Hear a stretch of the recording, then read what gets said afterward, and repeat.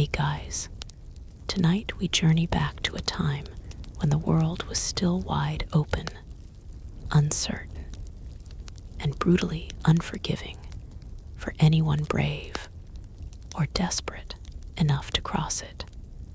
Before highways, before railroads stretched across continents, and long before the idea of a road trip even existed, there was a single path carved not by machines, but by the slow, grinding passage of thousands of wagons.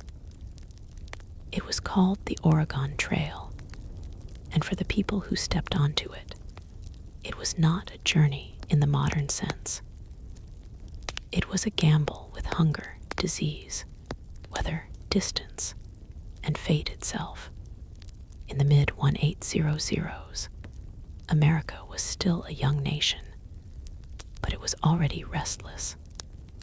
Families in the eastern states had begun hearing whispers of something far away in the west, land so vast it seemed almost impossible to own, soil so fertile it could feed generations, and a life that, in theory, promised freedom from debt, overcrowding, and the suffocating limitations of their old towns.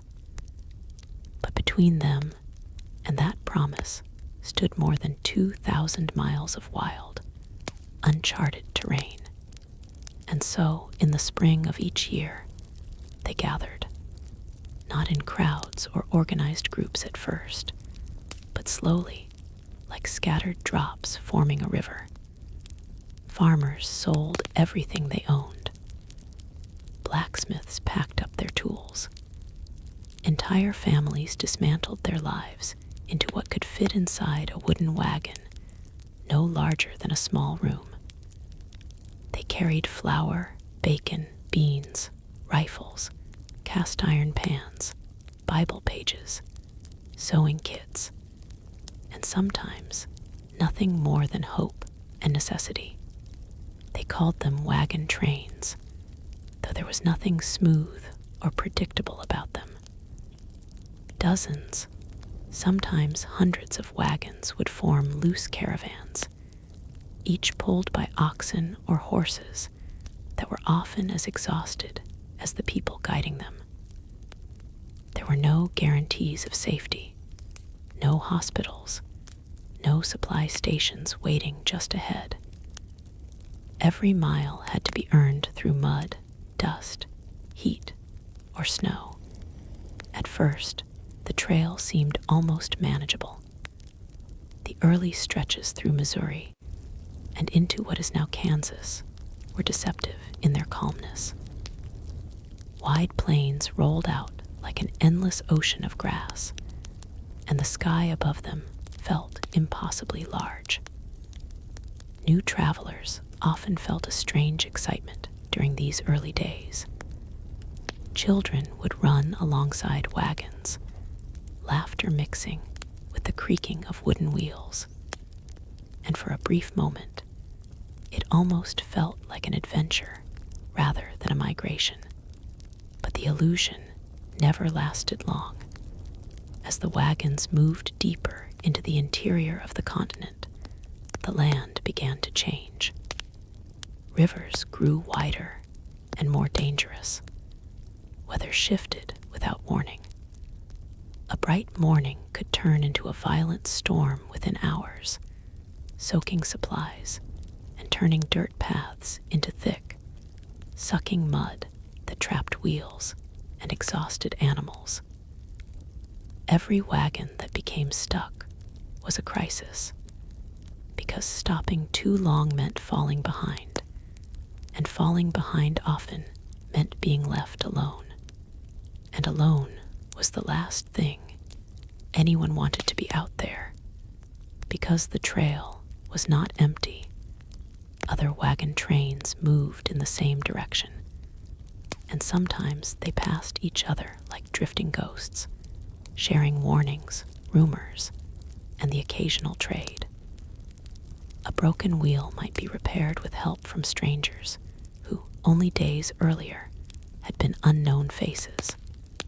But trust was always fragile, Resources were limited.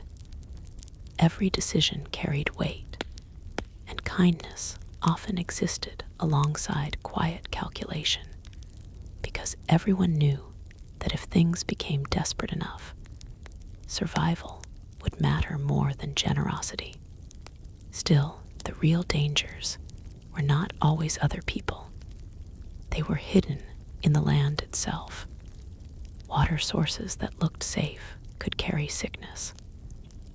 Food spoiled in heat that had no mercy. And beneath the surface of the journey, something far more silent and devastating began to spread among the travelers. Illness, dysentery, cholera, and fever moved through camps like invisible storms, and there was no medicine strong enough to stop them.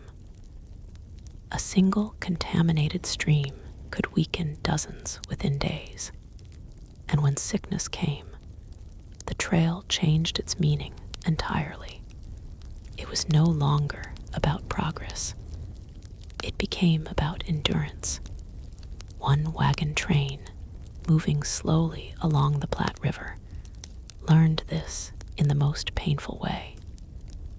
They had started with confidence, believing they were well prepared. Their leader, an experienced frontiersman, had insisted on strict discipline, early departures, careful rationing, and constant movement. For the first 2 weeks, everything seemed to be working. Then a child fell ill. At first, it was dismissed as fatigue from travel. But within days, others began showing the same symptoms: weakness, fever, stomach pain, and soon, entire families found themselves unable to continue at the same pace. The wagons slowed, not because of terrain, but because of bodies that could no longer keep up with the demands of the journey. The leader made a decision that would haunt many of them later. He pushed forward anyway, arguing that stopping meant risking everyone's survival. A split formed within the group. Some agreed, believing momentum was the only defense against the unknown. Others hesitated, unwilling to abandon those too sick to move. That tension, that quiet fracture between survival and compassion, would repeat itself again and again along the trail. Meanwhile, the landscape itself began to feel less like a route and more like a test. Crossing rivers became one of the most dangerous tasks. Wagons had to be unloaded, carefully balanced on makeshift rafts, or driven directly into water that could rise suddenly and sweep everything away. Oxen sometimes panicked mid-crossing, pulling wagons off course. A single misstep could cost days of supplies or lives, and still they kept going, because turning back was not really an option anyone considered. Behind them lay everything they had already given up. Ahead, even if uncertain, was the only direction that still held meaning. By late spring, the wagon train in our story reached a point where the plains began to shift again. The horizon grew harsher, drier, and more broken. The air carried a different kind of silence. Even the wind felt older somehow, as if it had been traveling these lands long before any human ever dared to follow it.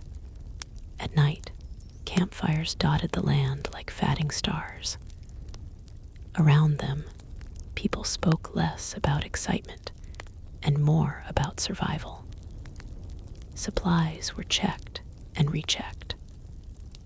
Oxen were inspected with growing anxiety. and stories, once filled with optimism, became shorter, more cautious, as if speaking too much might tempt fate itself. It was during one of these nights that the first real sense of fear settled over the group. Not panic, not yet, but something quieter. A realization that the trail was not simply long or difficult, it was indifferent. It did not reward effort. It did not punish laziness. It simply continued, unchanged, regardless of who endured it and who did not. And still, somewhere beyond the next stretch of land, Oregon waited. Or at least, that's what they told themselves. Because belief was sometimes the only thing that kept the wagons moving forward when everything else suggested they should stop. The journey had only just begun to show its true shape. The night after that realization lingered in an uneasy silence that no one openly acknowledged. Campfires burned lower than usual, not out of lack of fuel, but out of instinct, as if brightness itself might attract something unwanted from the vast darkness surrounding them. People spoke in half sentences, voices dropping off before thoughts were fully formed.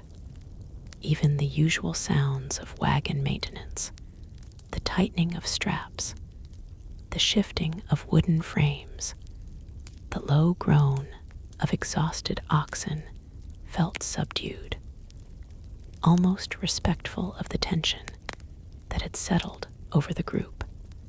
By morning, the wagon train moved again, though moved was generous. It was a slow, reluctant crawl forward, as if the entire procession had become heavier overnight. The landscape had begun to change in subtle but unsettling ways. Grass thinned in patches, giving way to dry soil that cracked under wagon wheels. Water sources became less frequent, forcing longer stretches between stops. The air itself felt sharper, carrying less moisture and more dust, which clung to skin, clothing, and food alike. It didn't take long for supplies to start becoming a concern. What once seemed like carefully planned provisions now revealed themselves as dangerously finite. Flour barrels that had felt abundant at the start were suddenly measured with precision. Bacon was rationed in thinner slices. Coffee, once a daily comfort, became an occasional luxury reserved for moments when morale visibly collapsed. Even the animals felt the strain. Oxen that had once moved steadily now dragged their hooves with visible reluctance, their ribs faintly more visible beneath thinning coats. A few days into this harsher stretch, the wagon train reached a river crossing that would change the tone of their journey entirely. On maps and in guides, it had been marked simply as another obstacle, something to be navigated with caution, but not fear. In reality, it was a wide, fast-moving body of water swollen by distant mountain runoff, its surface deceptively calm in some areas and violently unpredictable in others. The leaders of the group gathered near the bank for hours, debating the safest method. Some argued for unloading every wagon completely, ferrying supplies across in stages, then rebuilding everything on the far side. Others insisted that such delays would cost too much time and expose them to greater risk of disease or dwindling food stores. In the end, as often happened on the trail, urgency won over caution. The crossing began in the late afternoon, under a pale sky that offered no comfort. The first wagon entered the water slowly, oxen straining as they stepped into the current. At first, everything seemed manageable. The wheels held, the animals maintained footing, and the wagon crept forward with agonizing slowness. But halfway across, the river revealed its true nature. A deeper channel swallowed the wagon wheels, tilting the entire structure dangerously. The driver shouted, pulling hard on the reins, but the current had already taken notice. Within moments, the wagon began to drift. What followed was a frantic struggle that rippled through the entire crossing. Men rushed into the water from the shore, some waist deep, others risking further out, trying to stabilize ropes and guide animals back toward shallow ground. The water was colder than expected, stealing strength from limbs and turning coordination into chaos. Voices blended into shouting. Commands lost meaning as panic spread through the crossing line. They managed to save the wagon, but not without loss. One of the oxen, exhausted and overwhelmed by the current, broke free and was swept downstream. There was nothing anyone could do. The animal vanished quickly, swallowed by distance and water alike. Its absence was felt immediately, not just as a practical loss, but as a reminder of how thin the line between control and collapse truly was. That night, camp felt different again. Not just tense, but diminished. People avoided looking toward the river as if it might still be watching them. Conversations about progress faded into quieter discussions about survival rates, remaining provisions, and whether the pace of the journey was sustainable at all. Some began to consider splitting from the main group, believing smaller wagons might move more efficiently or find safer paths independently. The fracture, once subtle, was now beginning to form more visibly. Days later, that division became real when a smaller subset of families decided to break away from the main train. They cited faster movement and better control over resources. But beneath those practical reasons was something deeper. Fear of collective vulnerability. The main group watched them leave with a mixture of relief and dread, unsure whether separation would lead to salvation or disaster. The trail continued regardless. As summer approached, heat became another adversary. The sun no longer felt like a distant presence, but a constant pressure overhead, baking the earth until it released dust with every step. Wagons creaked louder in dry conditions. Wooden wheels cracked more easily. Water, already scarce, now evaporated faster than it could be rationed. People began covering their faces with cloth, though it did little to stop the fine particles that filled lungs and eyes. It was during this period that illness returned with renewed force. What had once been isolated cases now spread more efficiently, as weakened bodies and poor nutrition created conditions where sickness thrived. A child in one wagon developed a persistent fever that did not break for days. Within a week, similar symptoms appeared in neighboring families. There was no clear origin, no identifiable cause beyond the accumulation of exhaustion, contaminated water, and environmental strain. The most devastating part was not the illness itself, but how quickly it normalized. People no longer reacted with shock when someone fell sick.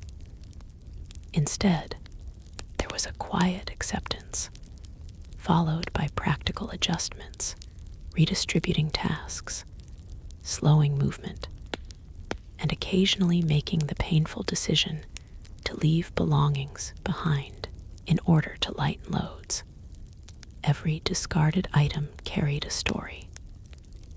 A chair, a tool, a book, each one left at the side of the trail, represented a small surrender to necessity.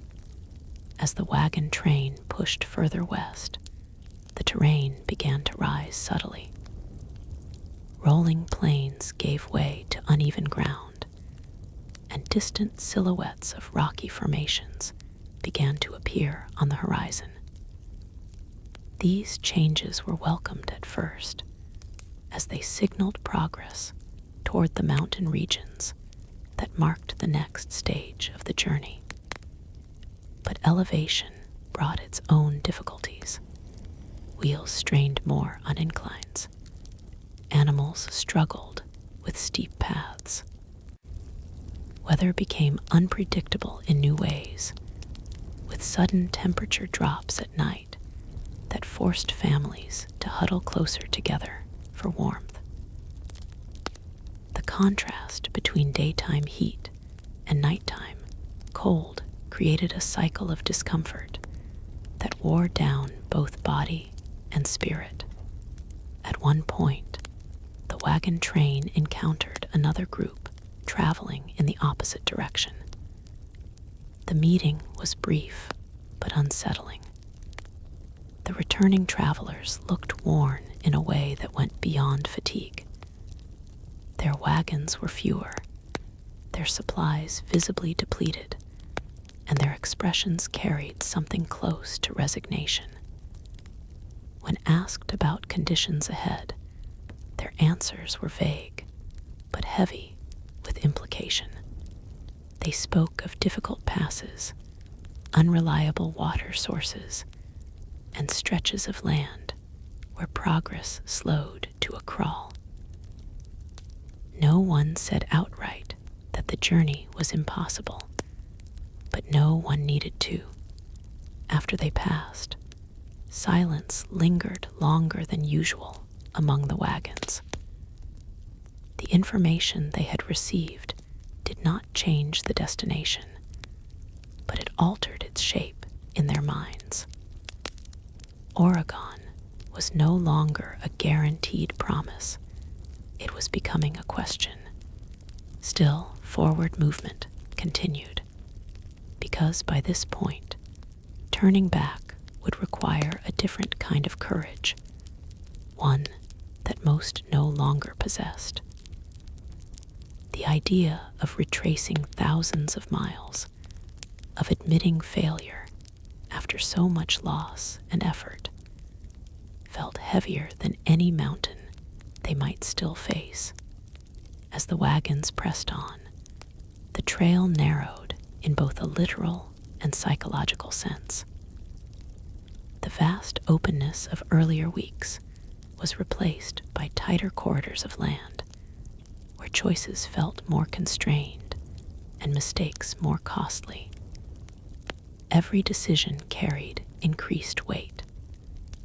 Whether to rest or continue, whether to repair or replace, whether to wait for others or move ahead alone, each option now came with visible consequences. And somewhere beyond the next stretch of rugged terrain, the unknown waited patiently, unchanged by their progress or their suffering. The terrain ahead began to shift in a way that made even experienced travelers uneasy. What had once been open, rolling land slowly tightened into a more fractured landscape, where paths were no longer obvious, and the horizon seemed broken into uneven layers of rock, dry grass, and distant ridges. The wagon train no longer moved as a single, unified line.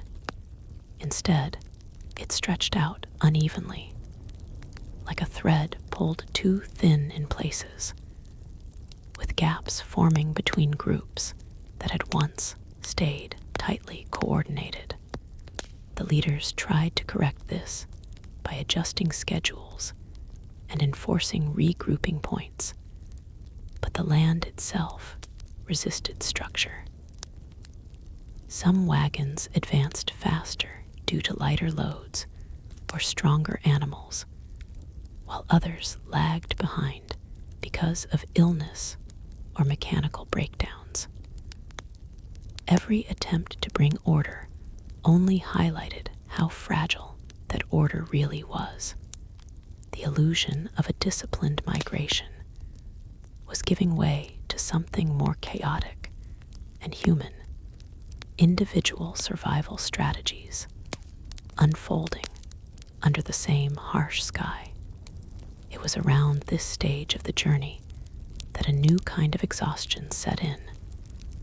It wasn't just physical fatigue anymore. It was a deeper erosion of patience, hope, and emotional resilience.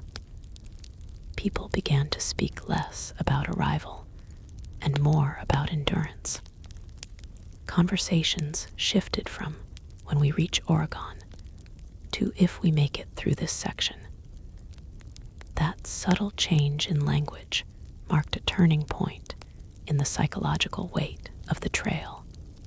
The wagons entered a region where water became both more essential and more dangerous. Streams and rivers were no longer predictable. Some appeared suddenly after long stretches of dryness, while others that had been reliable earlier in the journey had shrunk into shallow, muddy channels that barely moved. When water was found, it was often shared quickly and cautiously, with constant awareness that too much time spent near any source increased the risk of illness or delay. One evening, a group camped near what seemed like a promising water source, a wide bend in a slow-moving river bordered by sparse trees.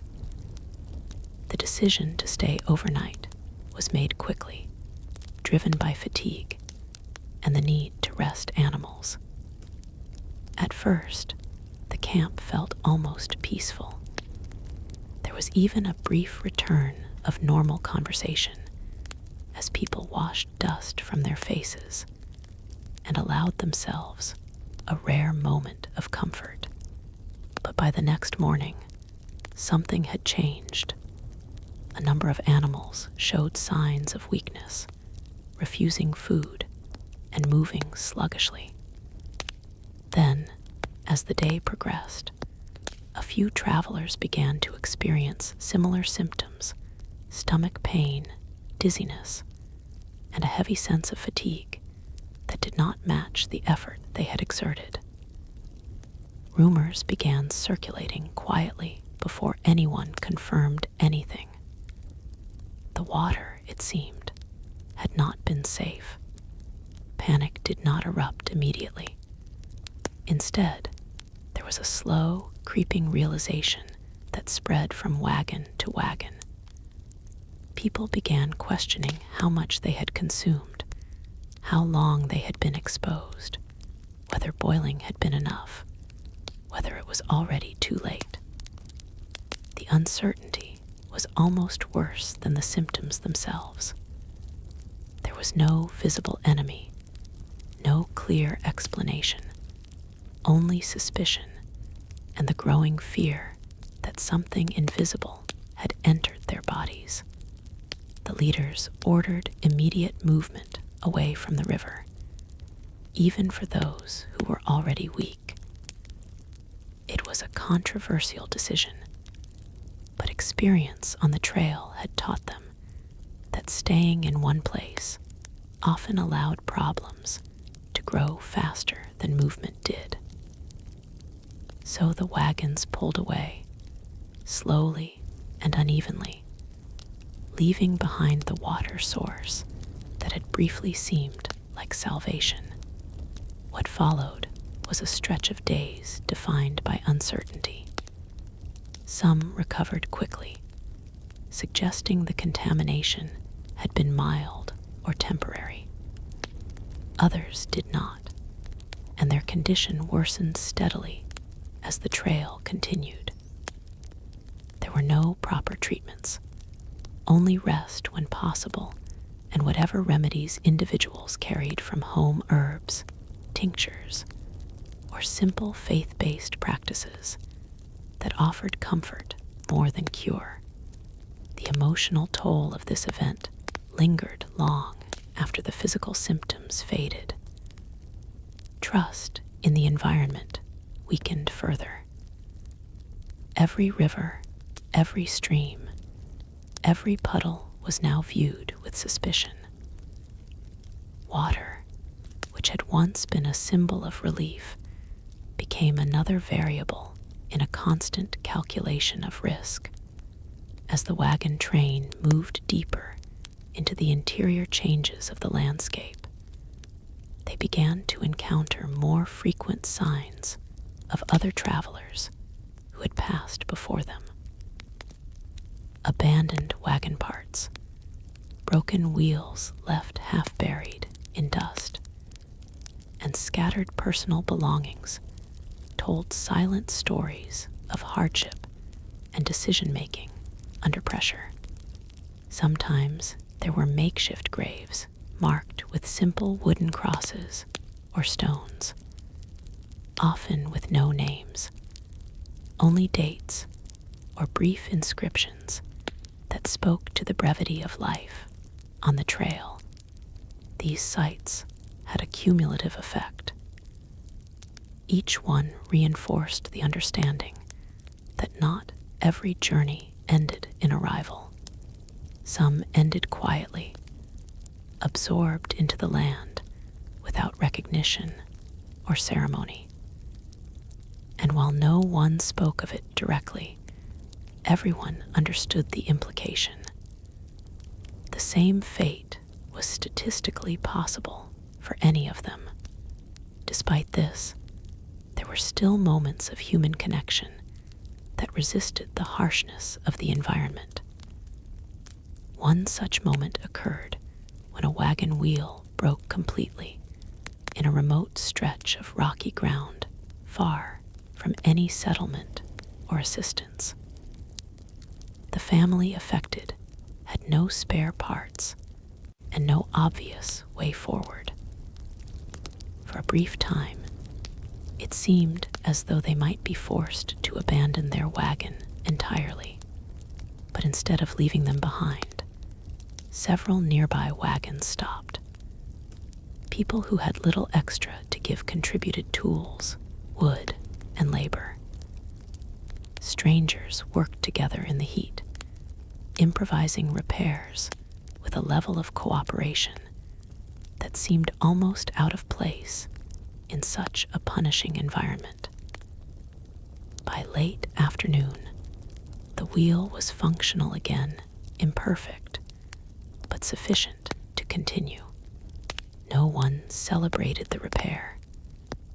There was no cheer or ceremony, just quiet acknowledgement, a nod of understanding, and the slow resumption of movement. On the Oregon Trail, survival often looked less like triumph and more like continuation.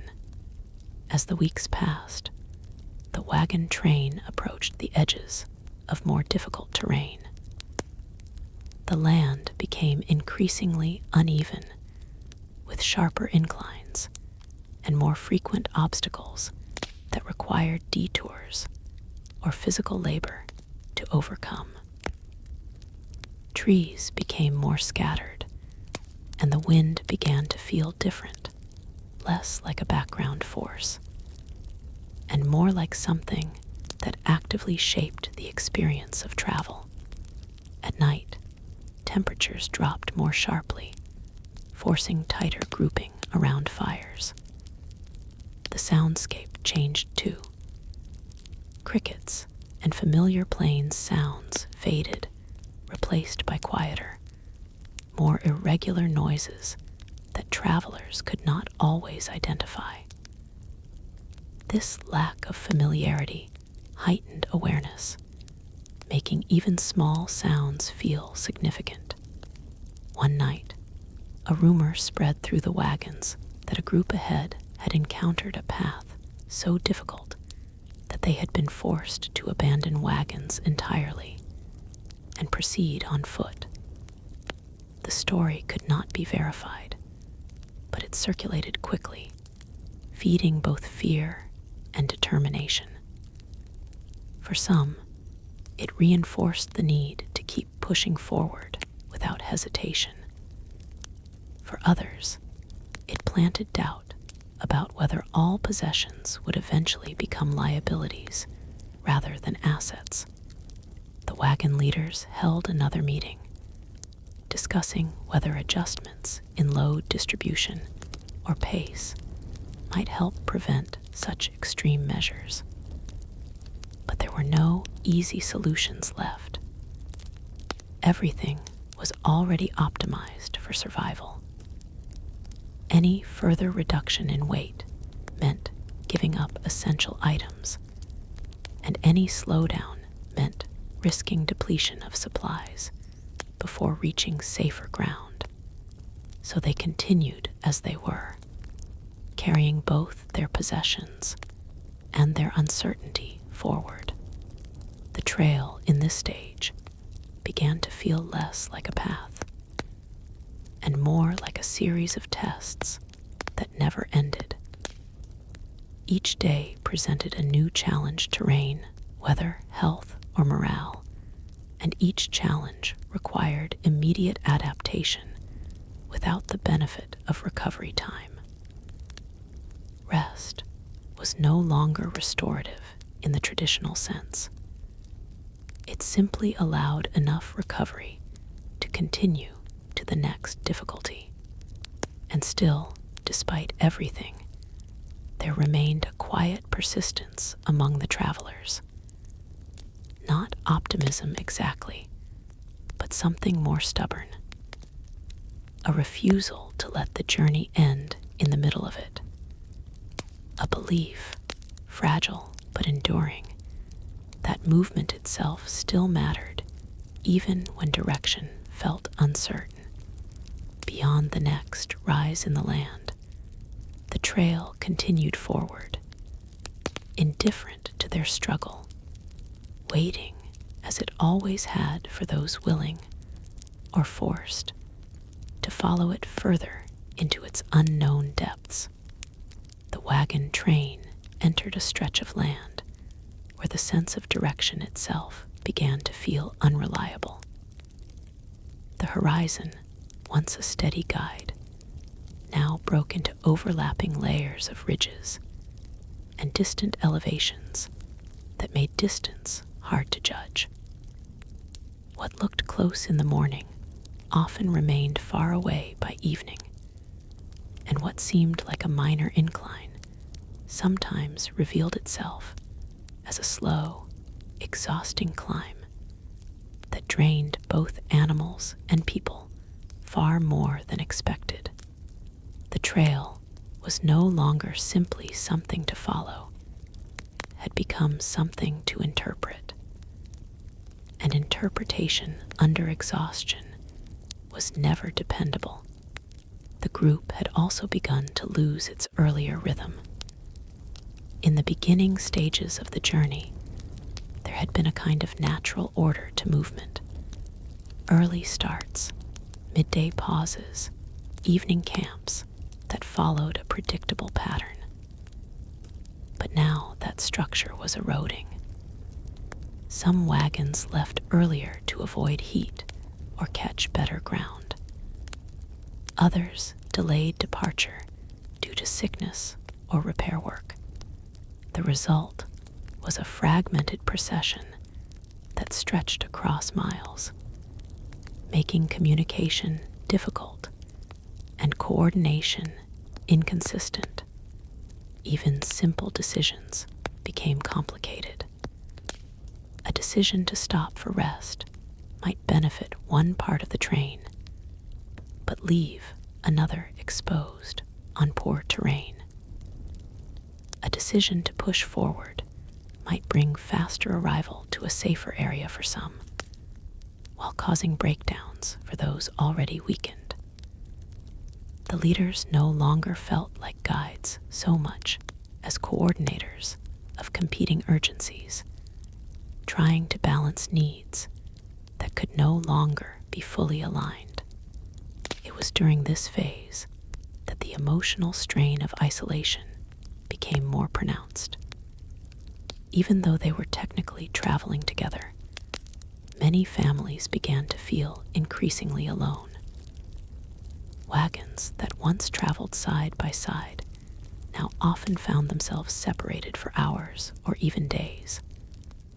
When they did reunite at camp, there was less shared storytelling and more practical exchange information about terrain ahead, warnings about water sources, updates on illness or livestock condition.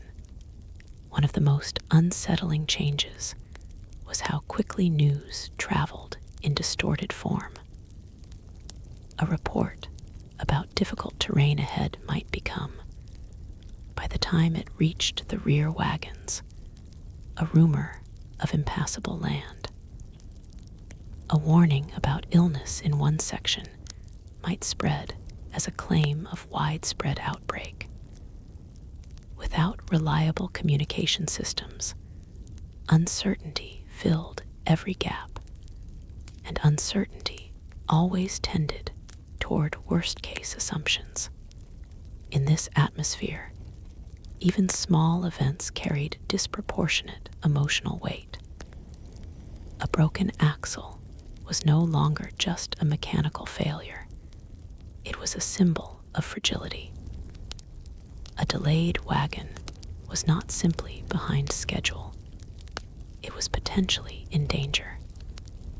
Every setback, no matter how minor, became a reminder that the entire journey was balanced on a collection of increasingly worn and unpredictable factors. As they advanced further, the land began to show early signs of transition toward more mountainous regions. The ground grew rockier in places, and vegetation changed subtly, becoming sparser and more rugged. The air also shifted. It was not yet thin enough to cause real difficulty in breathing, but there was a noticeable difference in how exertion felt. Climbing even gentle slopes required more effort than before, and animals showed signs of fatigue sooner than they had on the plains. Water, still a central concern, became more erratic in both availability and quality. Some sources appeared clear, but carried an odd taste that discouraged consumption.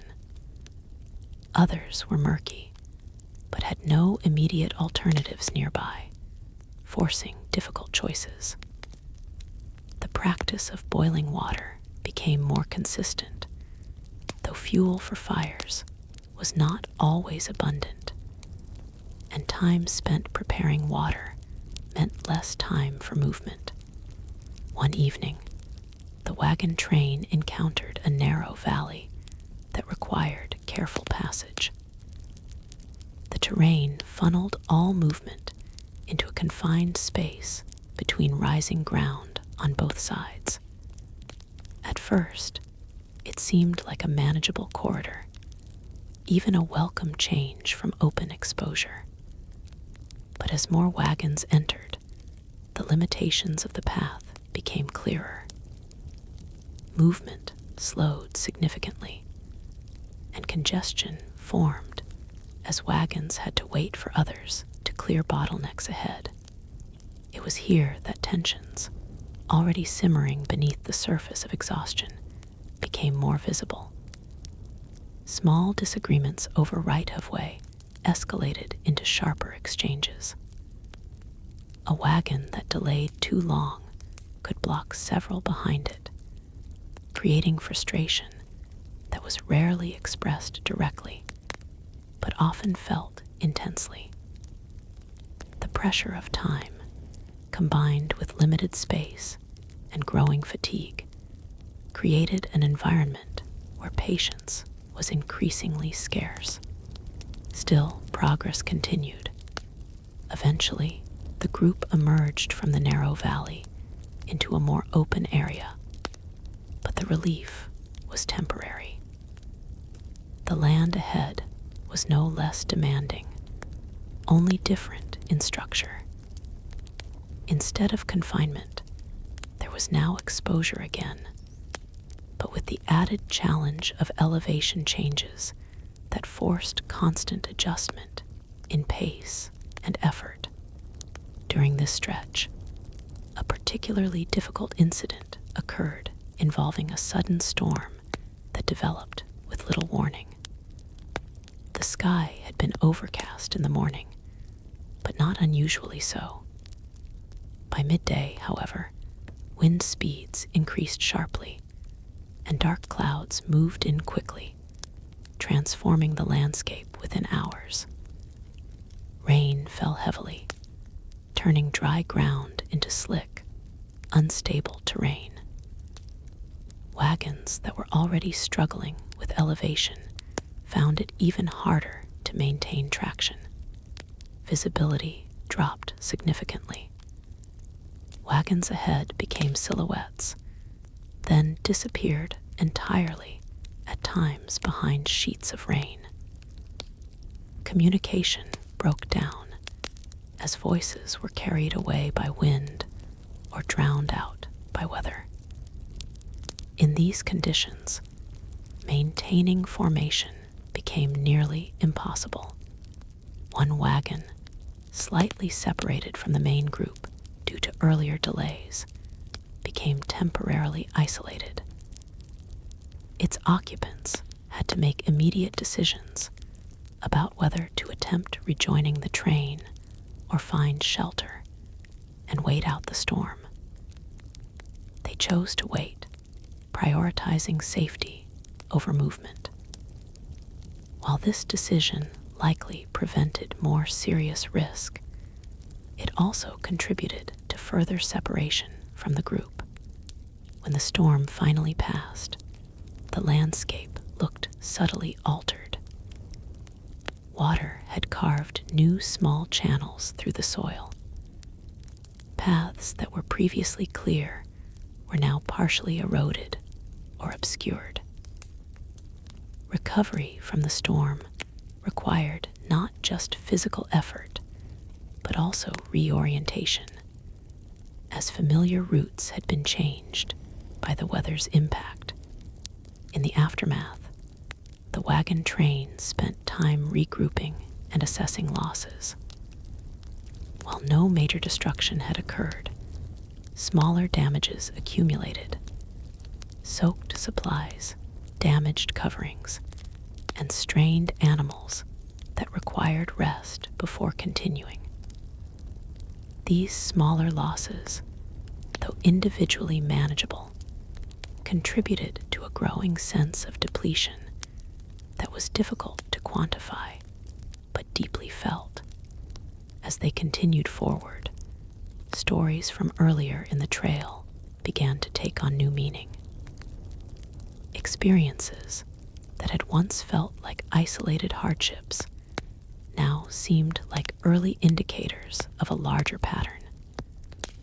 Each river crossing, each illness, each mechanical failure was now understood as part of a cumulative process of attrition. Nothing was catastrophic on its own, but together they formed a steady reduction in margin for error. The psychological effect of this realization was significant. People began to adjust expectations, not upward toward arrival, but downward toward endurance thresholds. Instead of asking how far Oregon was, some began asking how much longer they could realistically sustain this pace, this level of uncertainty, this constant negotiation with difficulty. Even so, there remained a kind of stubborn forward motion that could not easily be broken. Whether driven by necessity, commitment, or lack of alternatives, the wagons continued to move. Each sunrise marked another attempt to reestablish progress. Each sunset marked another day survived rather than completed. And ahead of them, beyond the shifting ridges and uncertain paths, the trail continued to unfold without explanation or concern, offering no reassurance, only continuation. The days that followed the storm carried a different kind of silence. It was not the tense silence of anticipation or fear, but something more subdued, almost reflective, as if the entire wagon train was collectively recalibrating its understanding of what normal meant on this journey. The land, however, did not pause to accommodate reflection. It continued to shift, rise, and stretch in ways that forced constant adaptation, regardless of how exhausted the travelers felt. The trail had now entered a stage where small inefficiencies accumulated into meaningful consequences. A wagon that arrived late to camp might miss the best grazing areas for animals. A delayed repair might lead to further damage the next day. A minor illness could spread more easily in tighter camps where rest and recovery space were limited. Nothing existed in isolation anymore. Every event echoed forward into the next. It was during this period that food rationing became stricter and more psychologically impactful. The initial optimism of carefully packed provisions had long faded into a routine of measured scarcity. Meals were no longer moments of comfort, but calculations of necessity. Portions were divided with increasing precision, and the idea of extra food became almost mythical. Even cooking itself began to feel like a burden, requiring time, fuel, and energy that were increasingly difficult to justify. Some travelers began quietly skipping meals, not out of discipline, but out of quiet acceptance that others, particularly children or those more weakened by illness, needed more. These sacrifices were rarely spoken about openly. They happened in silence, justified internally, and often unnoticed until patterns emerged too late to acknowledge directly. At the same time, the animals carrying the wagons became an even greater concern. Oxen that had once been reliable now showed signs of strain that could no longer be ignored. Their pace slowed, their breathing became heavier, and their willingness to respond to guidance diminished. When an ox collapsed along the trail one morning, the event forced a difficult decision that many had been avoiding. Whether to redistribute loads or abandon certain items entirely, the process of unloading wagons became more frequent. What had once been considered essential was now reevaluated under the harsh logic of survival. Items that could not directly contribute to movement or immediate survival were increasingly left behind. The act of discarding belongings had become almost routine, never lost its emotional weight. Each item left at the side of the trail represented a piece of the life that had been left behind at departure. As the wagon train moved deeper into increasingly rugged terrain, navigation itself became more complicated. The trail was no longer a single, clearly defined path. Instead, it split, rejoined, and sometimes disappeared entirely into stretches of land that offered no obvious markers. Decisions about direction were made based on a combination of worn maps, prior traveler accounts, and instinct shaped by necessity rather than certainty. This uncertainty led to occasional divergence within the group. Some wagons took slightly different routes in search of easier ground or better water access, believing that the main trail was no longer the most efficient option.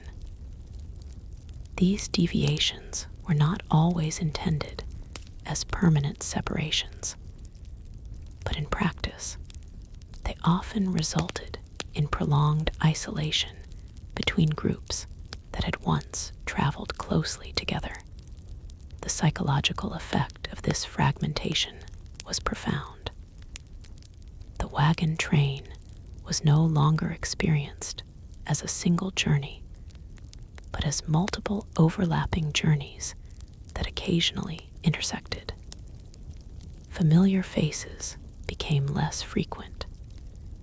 Information became less reliable. The sense of shared progress weakened, replaced by a more individual struggle to interpret and survive the landscape.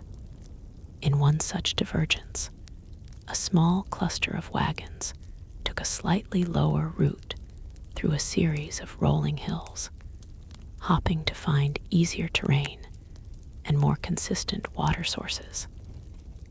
At first, the decision seemed reasonable. The ground was indeed less steep, and movement was smoother.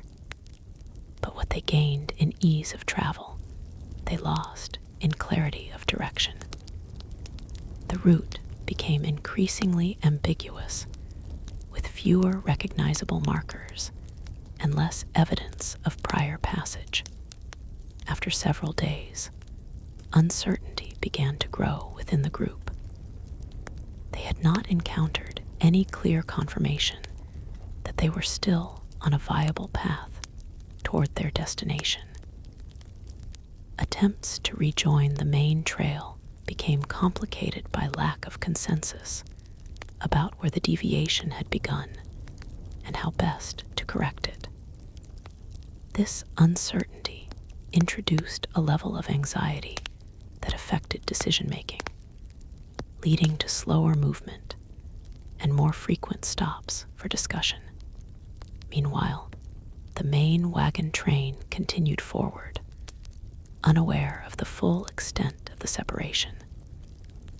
Their focus remained on managing immediate challenges, terrain changes, resource depletion, and the ongoing strain on both people and animals. Communication between separated groups was sporadic at best, often dependent on chance encounters rather than planned coordination. As elevation gradually increased, the air itself began to change in noticeable ways. Breathing during exertion required more effort, and recovery after climbs took slightly longer. While not yet severe, this shift introduced a new layer of physical difficulty that compounded existing fatigue. Wagons moved more slowly uphill, and brakes had to be applied more frequently on descents to prevent damage or loss of control. Weather patterns also became more unpredictable. Clear mornings could transition into sudden cold winds by afternoon, and nights grew noticeably colder than earlier stages of the journey. Travelers adapted by layering clothing and adjusting camp routines, but resources for warmth were limited, and not all wagons were equally prepared for the change. It was during one of these colder stretches that another significant moment of loss occurred.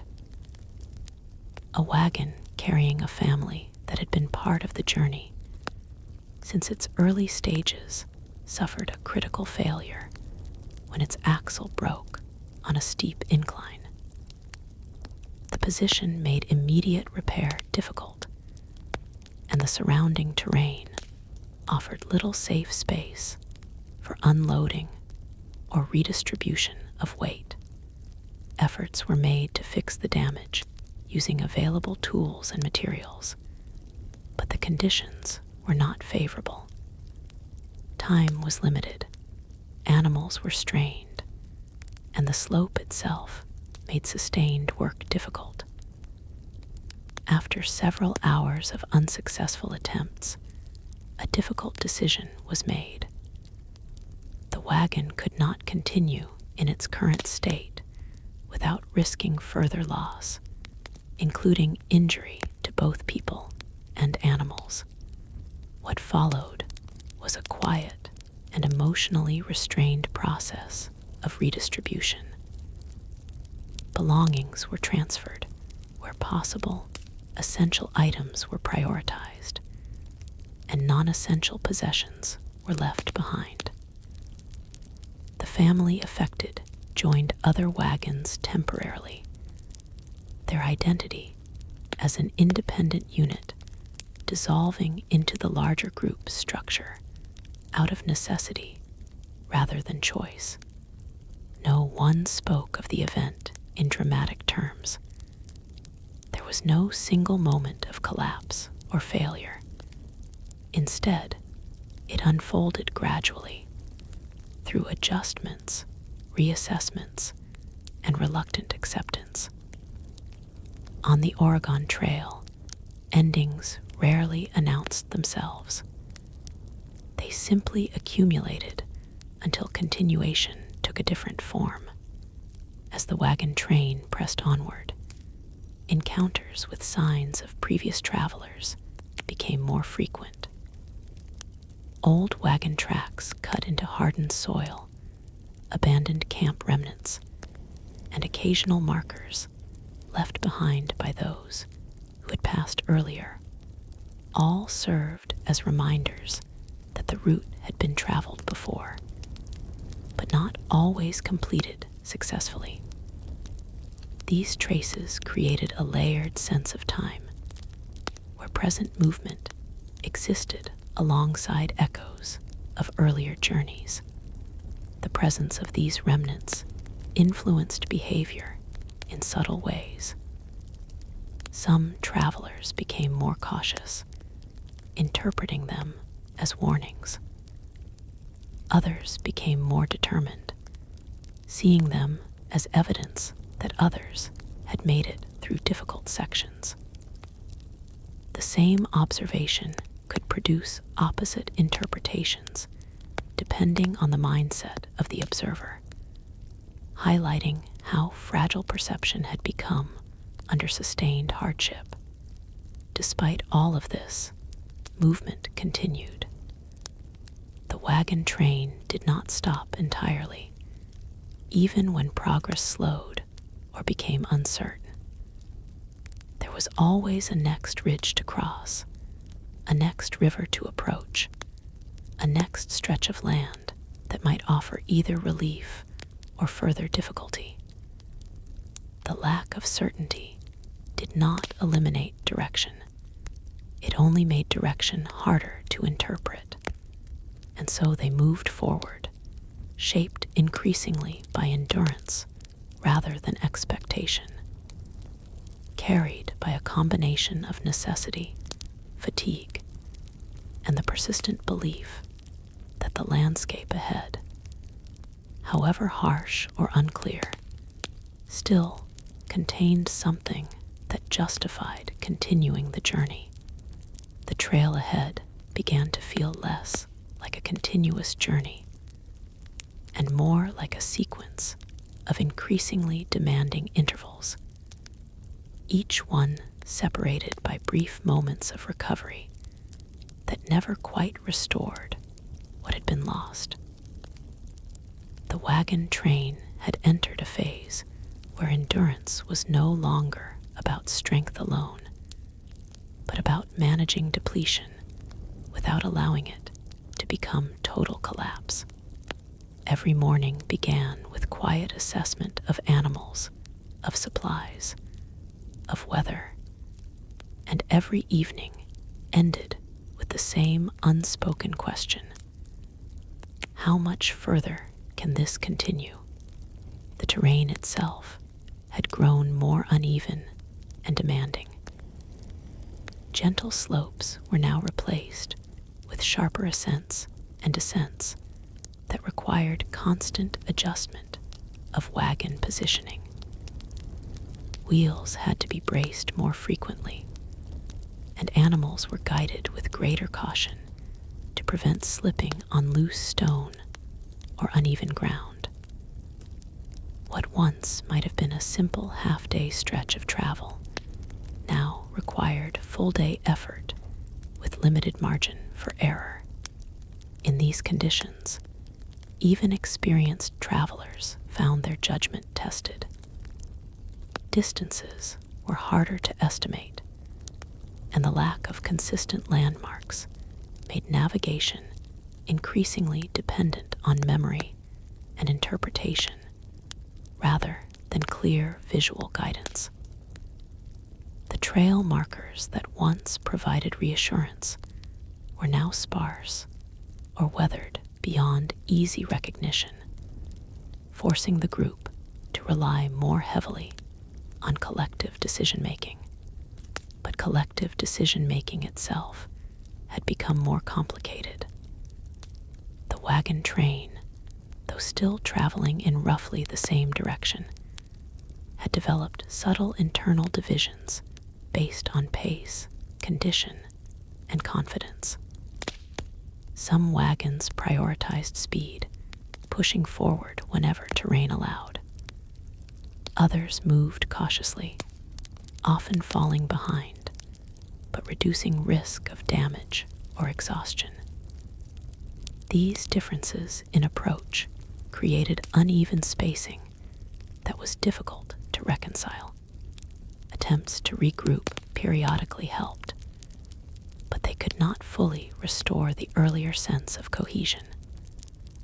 What remained was a loose association of travelers sharing the same general direction, but no longer moving as a single synchronized unit. This fragmentation affected morale in ways that were not always immediately visible. The absence of constant proximity reduced shared experiences, which in turn reduced the emotional reinforcement that had once come from collective endurance. Water sources continued to play a central role in determining daily progress. The wagon train now approached each potential water stop with increased caution, balancing urgency with skepticism. Even when water appeared clear and accessible, there was hesitation before consumption, followed by routine precautions that had become standard practice. The memory of earlier contamination events had permanently altered the relationship between necessity and trust. One afternoon, the group reached a high stretch of land where a series of shallow basins collected rainwater from recent weather. At first glance, the area seemed like a welcome relief, an opportunity to rest animals and replenish supplies without immediate danger.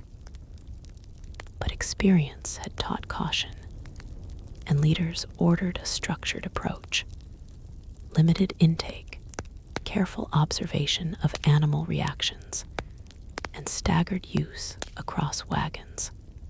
The stop extended longer than expected. While the water itself did not immediately show signs of harm, the delay exposed other vulnerabilities. Food supplies were reassessed, wagon components were checked, and animals were given rare extended rest.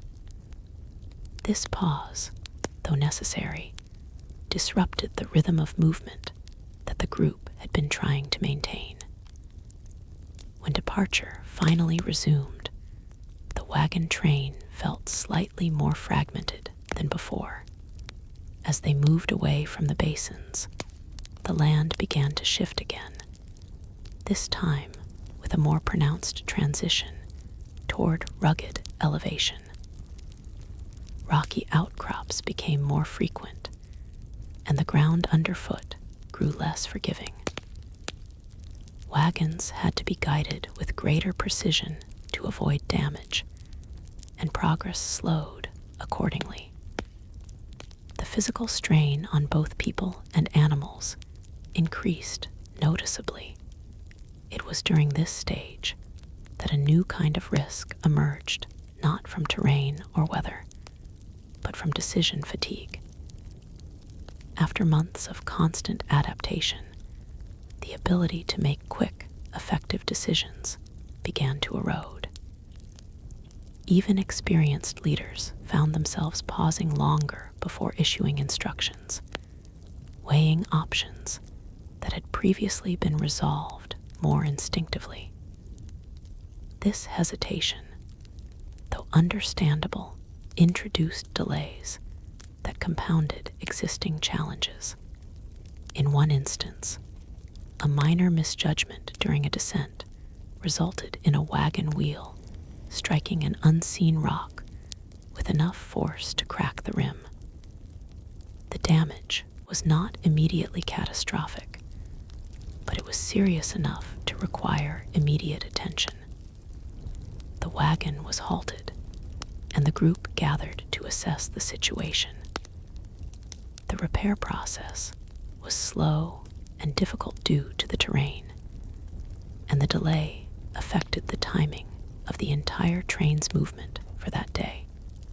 What made the incident more significant was not the damage itself, but the reaction it triggered. Frustration, already simmering beneath the surface of fatigue, became more visible. Small disagreements emerged over whether the route choice had been optimal, whether timing had been appropriate, and whether alternative paths might have reduced risk. None of these disagreements escalated into open conflict, but they revealed the strain that prolonged uncertainty had placed on group cohesion. Despite these tensions, there remained a shared understanding that stopping entirely was not an option. The trail did not offer pauses in the way modern systems might. It demanded continuous engagement, even when conditions were unfavorable. This reality forced a kind of reluctant discipline. Arguments were contained, decisions were accepted, and movement resumed regardless of satisfaction. As the wagon train progressed further into elevated terrain, vegetation became increasingly sparse. The landscape took on a more austere appearance, with fewer trees and more exposed rock formations. The wind, now more constant at higher elevations, shaped the environment in visible ways, carving patterns into soil and influencing the direction of loose debris.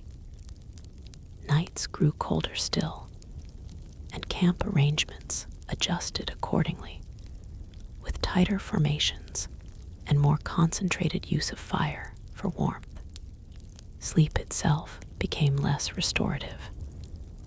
Physical exhaustion still led to rest, but interruptions were more frequent due to cold, discomfort, or concern over surrounding conditions. This lack of deep recovery contributed to a gradual accumulation of fatigue that no single rest period could resolve. Over time, this created a baseline level of exhaustion that defined daily functioning.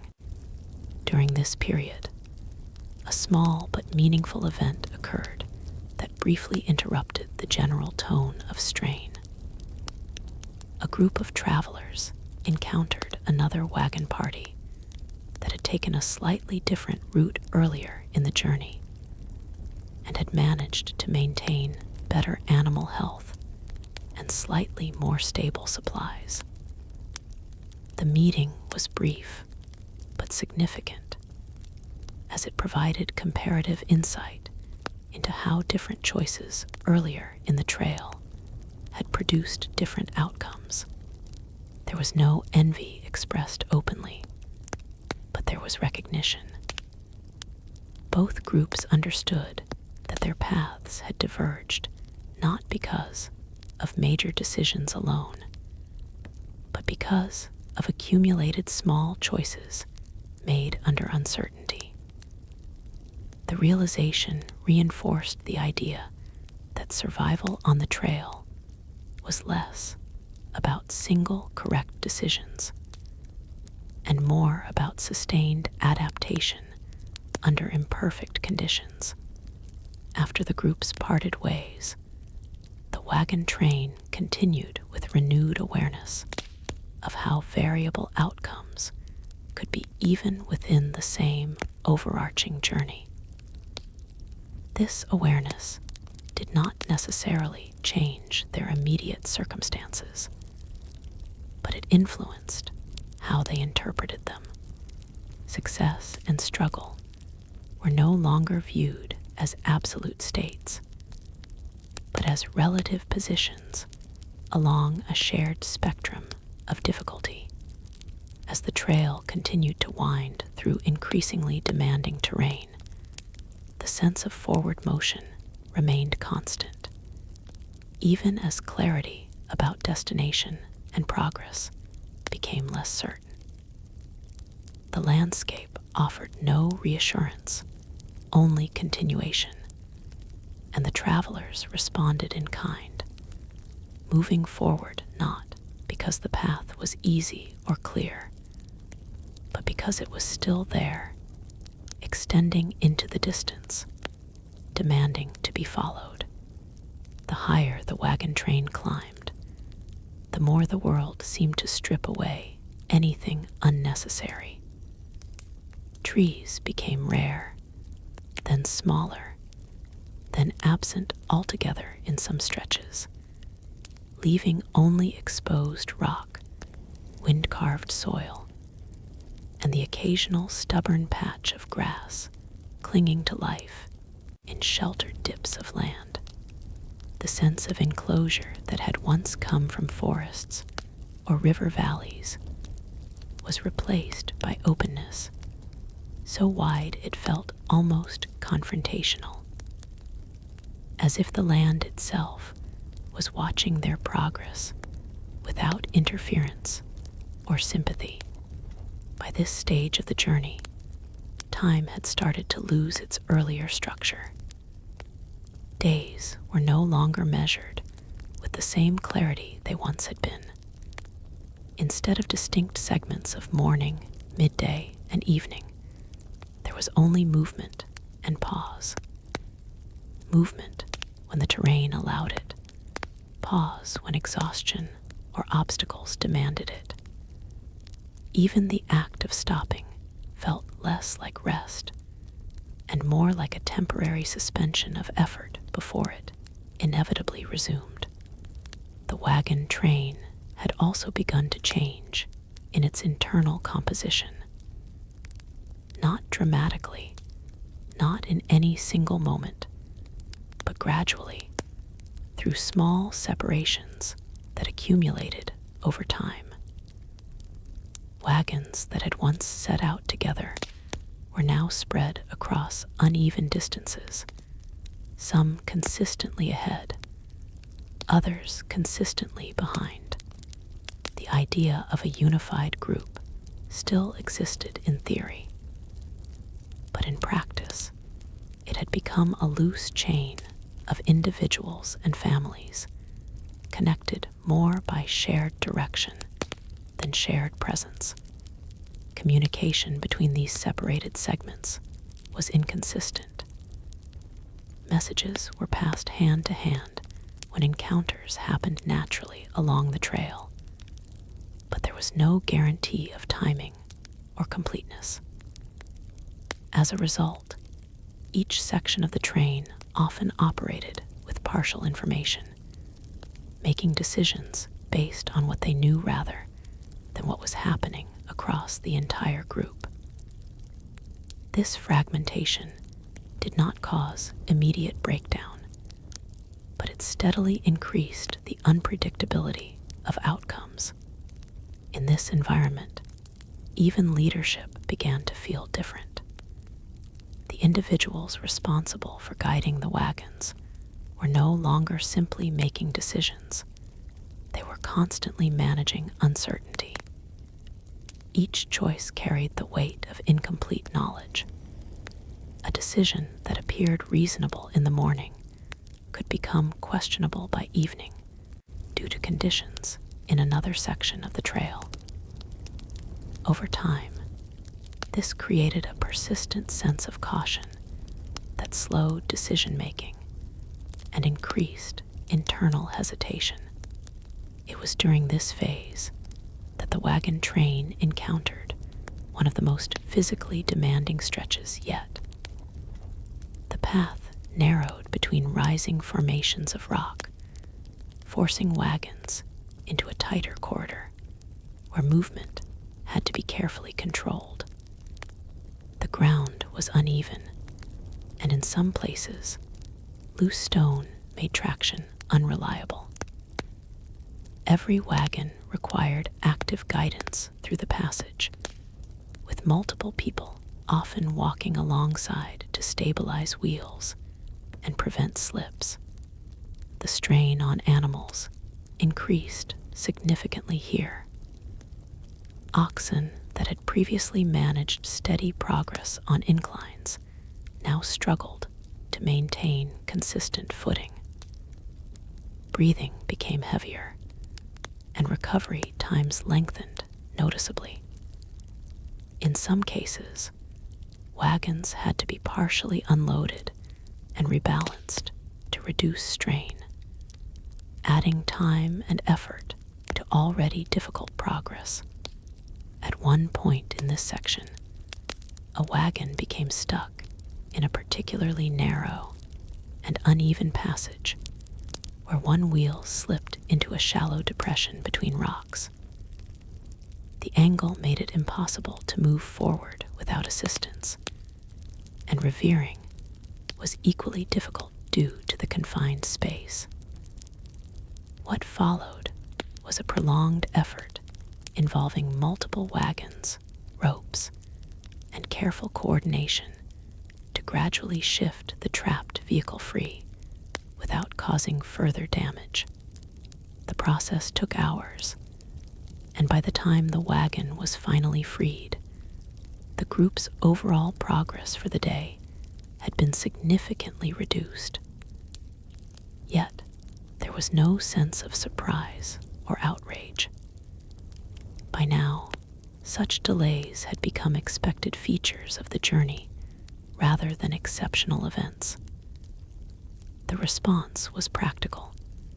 Repair what could be repaired, adjust plans for the next day, and continue.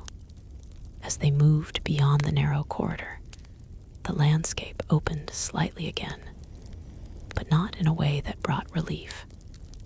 Instead, it revealed a more complex terrain of rolling elevation changes, where no single direction offered consistent ease. The trail seemed to alternate between short climbs and brief descents, creating a rhythm that was physically taxing due to its lack of predictability. Just when momentum built, it would be interrupted by another incline or obstacle. It was also during this period that weather became increasingly volatile. Clear skies could shift rapidly into strong winds that carried cold air down from higher elevations. These winds were not always accompanied by precipitation, but their presence alone was enough to disrupt travel. Dust was lifted from dry ground and carried across the trail, reducing visibility and irritating eyes and lungs. Wagons often had to pause until conditions stabilized enough to continue safely. One particularly difficult afternoon, a sudden drop in temperature accompanied a sharp increase in wind intensity. The change was abrupt enough that camps had to be established earlier than planned. Fires were built quickly, and wagons were arranged in tighter formations to create windbreaks. The entire group huddled into a more compact arrangement than usual, conserving heat and minimizing exposure. During this forced pause, conversations among travelers turned quieter and more introspective. There was less discussion of the trail ahead and more reflection on the journey so far. People spoke in shorter sentences, often focused on immediate concerns rather than distant goals. The idea of Oregon, once a distant but vivid endpoint, had begun to feel less concrete, replaced by a more immediate focus on surviving the next section of terrain. In these moments, memory itself became an important resource. Travelers recalled earlier parts of the journey not as distant history, but as reference points for understanding current conditions. Comparisons were made between past river crossings, earlier weather patterns, and previous terrain challenges. These comparisons helped provide context, but they also reinforced how much had already been endured. As the wagon train resumed movement after the weather stabilized, they entered a region where the ground began to show signs of increasing instability. Small shifts in elevation created uneven footing, and in some areas, erosion had left sections of the trail partially degraded. This required constant attention to wheel placement and animal guidance, as even minor missteps could result in delays or damage. It was here that another subtle but important shift occurred within the group dynamic. Decision-making became more decentralized.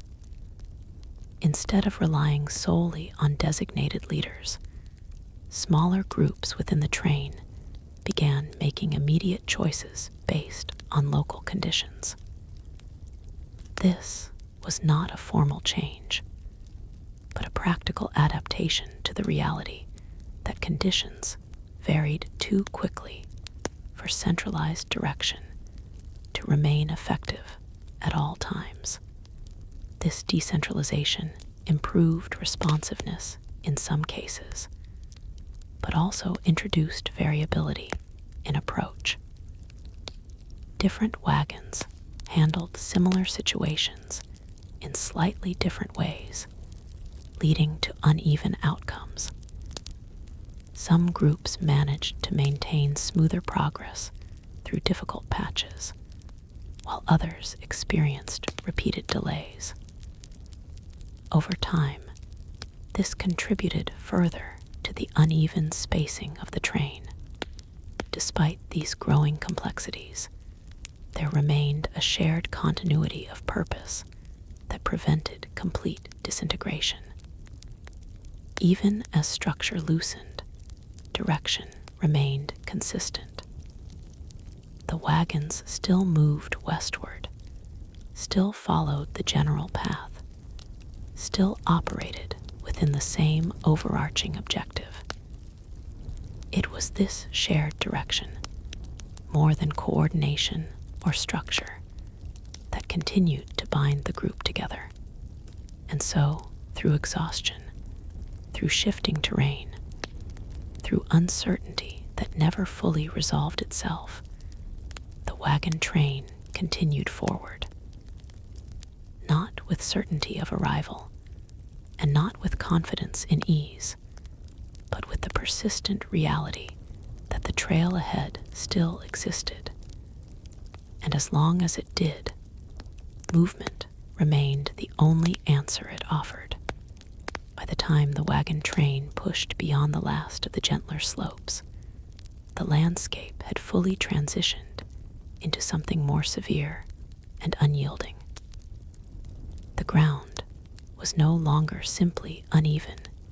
It was broken in places, split by natural ridges and scattered stone formations that forced constant adjustment of direction.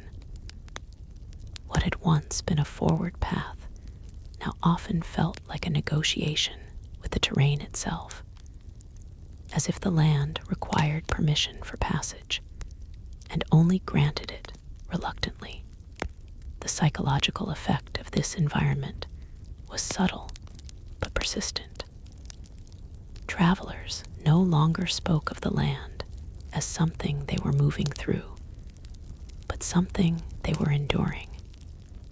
Even descriptions of distance changed.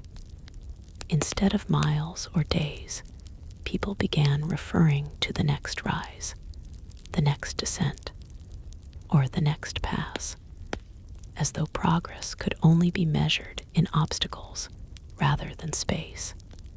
This shift in language reflected a deeper transformation in mindset. The journey had become defined by resistance rather than destination. The wagon train's internal structure continued to loosen under the strain. What remained of its original cohesion was now maintained mostly through habit rather than coordination.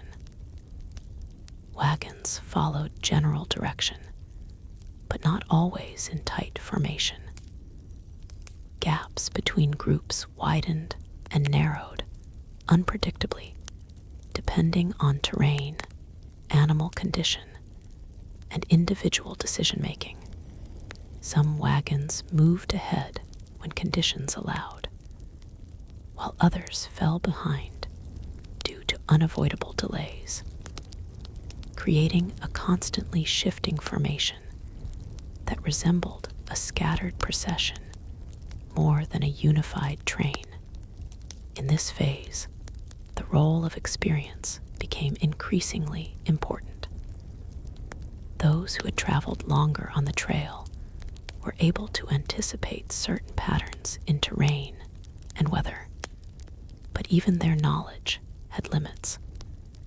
The land ahead was not uniform enough to allow for reliable prediction. Each new section carried its own variations, forcing even seasoned travelers to remain cautious. Experience helped, but it no longer provided certainty. It was during this stretch that the wagon train encountered a series of particularly steep inclines that tested both physical endurance and logistical coordination. These inclines were not mountains in the dramatic sense, but long, sustained rises in elevation that required steady effort over extended periods. Wagons had to be carefully positioned, often with additional manpower assisting from behind to prevent rollback. Animals strained under the sustained pull, and progress became slow, deliberate, and exhausting. On one such incline, a wagon carrying a heavily loaded family experienced repeated difficulty maintaining traction. Despite attempts to lighten the load temporarily, the steepness of the ground made forward movement inconsistent. Each attempt to advance was followed by slight rollback, creating a cycle of effort and regression that drained both energy and morale. After a prolonged struggle, the decision was made to redistribute the contents across multiple wagons, even if it meant delaying overall progress for the group. This redistribution process highlighted a recurring theme of the journey. Survival often depended on collective compromise rather than individual optimization. What benefited one wagon in isolation could hinder the group as a whole, and vice versa. Balancing these competing needs had become one of the most complex aspects of leadership on the trail. As elevation continued to increase, the environment began to change in more noticeable ways. Vegetation grew sparse and more specialized, adapted to harsher conditions. Trees, when present, were smaller and more widely spaced. The air carried a sharper quality, not yet thin enough to cause serious breathing difficulty, but distinct enough to remind travelers that they were no longer on the plains they had once crossed with relative ease. Weather patterns became even more unpredictable. Short bursts of intense wind could arrive without warning, followed by sudden calm that felt almost unnatural in comparison. Clouds moved quickly across the sky, casting shifting patterns of light and shadow across the terrain that made visual assessment of distance and slope more difficult. These changes required constant vigilance, as conditions could alter the safety of a route within a matter of minutes. During one particularly challenging day, a sudden shift in weather forced an unscheduled halt on a high exposed ridge. The wind intensified rapidly, making it unsafe for wagons to continue along the narrow path.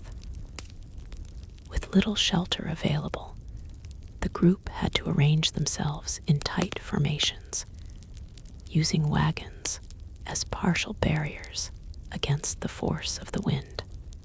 The experience was physically uncomfortable and mentally draining, as the exposed position amplified both fatigue and awareness of vulnerability. What stood out during this pause was not panic, but endurance. The travelers had reached a stage where extreme conditions no longer triggered immediate alarm so much as resigned adaptation. People adjusted clothing, secured wagons, and maintained essential tasks with quiet efficiency. The absence of panic did not indicate comfort. It indicated familiarity with discomfort. When movement finally resumed, it came with renewed caution. The terrain ahead gradually eased from the exposed ridge into a series of uneven valleys, offering temporary relief from wind exposure, but introducing new challenges in navigation. These valleys were irregular, with paths that twisted and shifted in response to natural erosion patterns. As a result, visibility of the trail ahead was often limited, requiring frequent stops to confirm direction. It was in one of these valleys that the wagon train encountered signs of earlier travelers that were more substantial than previous remnants. Instead of scattered debris, or faint wagon tracks, there were clearer indicators of prolonged passage, deeper wheel ruts, more established campsites, and occasional markers placed deliberately to guide future travelers.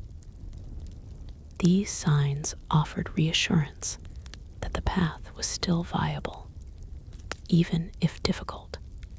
However, they also carried an implicit reminder that many had come before and still faced significant hardship.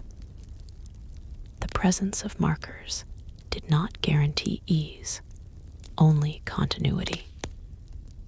This dual meaning was not lost on the travelers, who interpreted these signs with a mixture of relief and caution.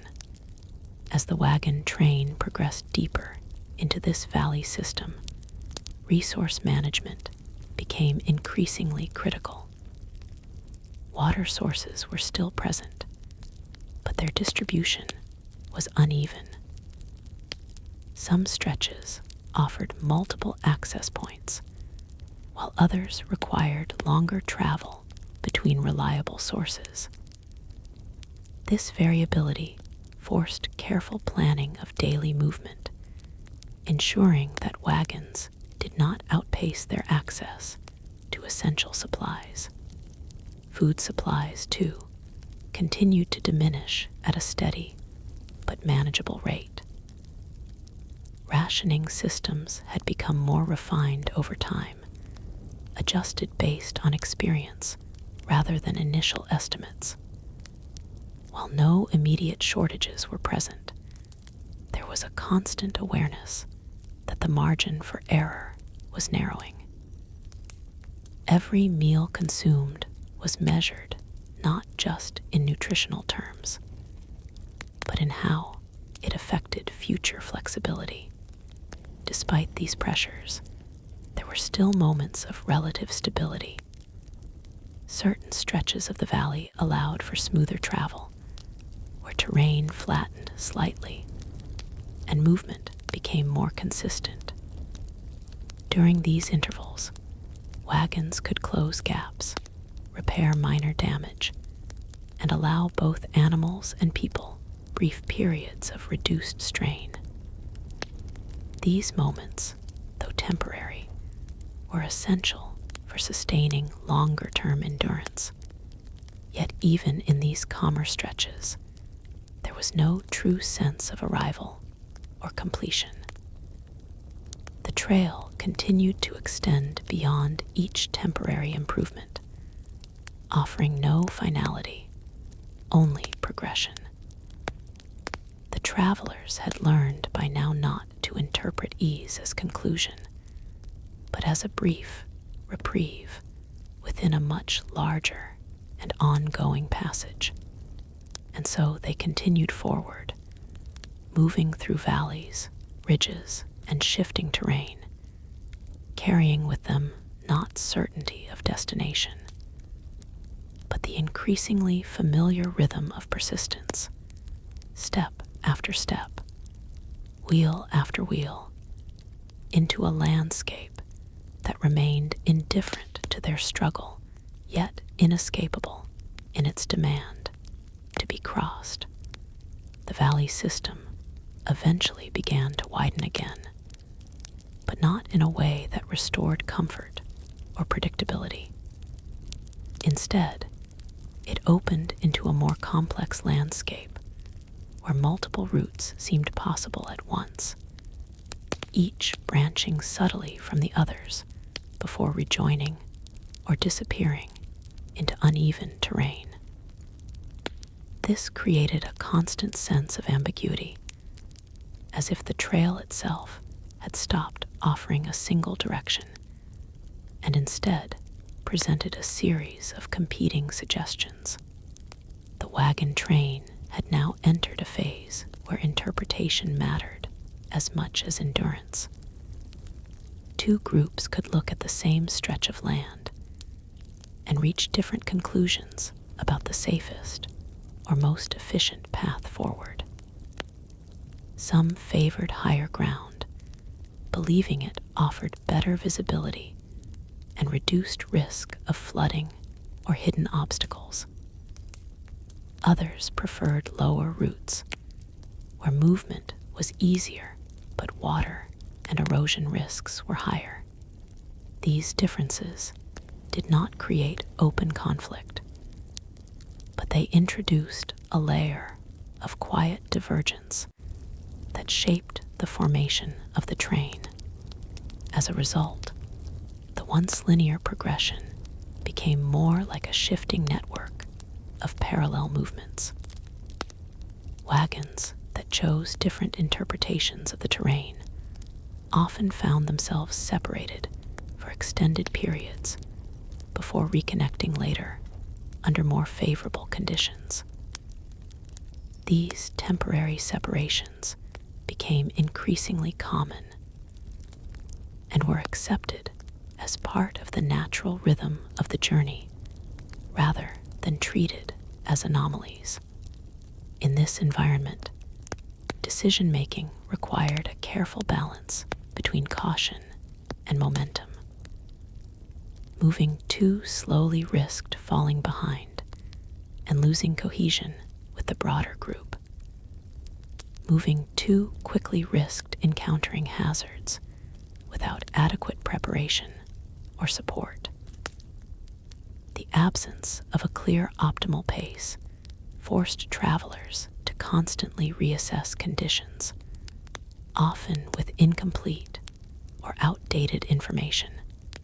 It was during this stage that the wagon train encountered a particularly complex section of terrain where erosion had created a series of unstable ridges and shallow gullies.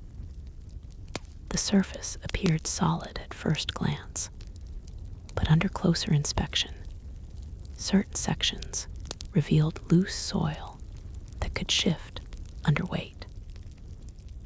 Wagons had to be guided with extreme care, often requiring individuals to walk ahead and test ground stability before allowing heavier loads to pass. This slowed progress significantly, but it also prevented potential accidents that could have resulted in more serious setbacks. Still, the process was exhausting, as every meter of movement required deliberate effort and constant attention. The mental strain of sustained caution added to the physical fatigue already accumulated over weeks of difficult travel. During this passage, one wagon experienced a partial collapse of the ground beneath its rear wheel, causing it to tilt sharply and become temporarily immobilized. The incident did not result in injury, but it required immediate intervention from multiple nearby wagons to stabilize and extract the vehicle. The recovery effort took several hours and involved redistributing weight, reinforcing the ground with available materials, and carefully guiding the wagon back onto more stable terrain. What made the event particularly significant was not its severity, but how quickly it was absorbed into the broader pattern of the journey. There was no extended pause or dramatic reaction. Instead, once the wagon was freed and repaired, movement resumed with minimal delay. This reflected a broader shift in the traveler's relationship with difficulty. Incidents were no longer viewed as disruptions to the journey, but as expected components of it. As the wagon train moved beyond the unstable ridges, the landscape transitioned into a more open but equally demanding environment. The ground flattened slightly, allowing for faster movement, but the exposure increased. Without the partial shelter of valleys or ridges, wagons were more visible to wind and weather, and there were fewer natural barriers to mitigate environmental forces. Wind, in particular, became a more consistent presence again. It moved across the open stretches with fewer interruptions, creating both physical resistance and constant ambient noise that affected communication.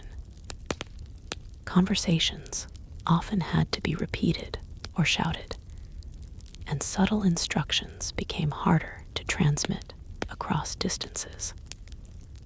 This added another layer of complexity to coordination, as clarity of communication could no longer be assumed. Despite these challenges, the relative openness of the terrain allowed for slightly improved packing. Wagons could maintain more consistent spacing, and movement became more fluid in comparison to the tightly constrained sections previously encountered. This did not reduce difficulty overall, but it shifted the nature of that difficulty from obstruction to exposure. During this stretch, the wagon train encountered another group traveling in the same general direction, but originating from a different starting point along the broader migration routes. The meeting was brief but informative. The other group had taken a more southern approach earlier in the journey and reported similar challenges, but different patterns of terrain and resource availability. Their wagons showed comparable levels of wear, and their travelers carried the same mixture of fatigue and determination. The exchange of information between the two groups was cautious but valuable. Each side shared observations about upcoming terrain, water reliability, and general conditions. However, the information was inevitably filtered through subjective experience, meaning that interpretations varied even when facts overlapped. Still, the interaction provided a rare moment of external perspective in a journey that had become increasingly inward-focused. After the groups parted ways, the wagon train continued with slightly adjusted expectations. The confirmation that others were experiencing similar difficulties reinforced the understanding that their struggles were not unique, but part of a broader pattern of migration across the region. This realization did not alleviate hardship, but it provided context that helped frame it within a larger narrative of movement across the continent. As they advanced further, subtle changes in climate began to emerge. Temperature fluctuations became more pronounced between day and night, and moisture levels in the air shifted unpredictably. Some mornings carried a faint dampness that suggested nearby water sources, while afternoons often became dry and warm enough to accelerate fatigue. These variations required ongoing adjustment in both travel timing and rest periods. Food supplies continued to decline at a steady rate, but careful rationing had so far prevented critical shortages. The psychological effect of this managed scarcity was complex. On one hand, it maintained a baseline level of stability, ensuring that immediate survival was not in question. On the other hand, it reinforced constant awareness of limitation, preventing any sense of long-term security from fully developing. As the wagon train moved through this transitional region, they began to approach another shift in elevation. The terrain ahead hinted at more significant rises, with distant formations suggesting the presence of larger geographic structures beyond the current range. While still not fully visible or directly encountered, these features influenced planning and expectation as travelers prepared for what they assumed would be another phase of increased difficulty. At this stage of the journey, anticipation itself had become a double-edged factor. It provided motivation to continue, but it also introduced uncertainty about what form future challenges might take.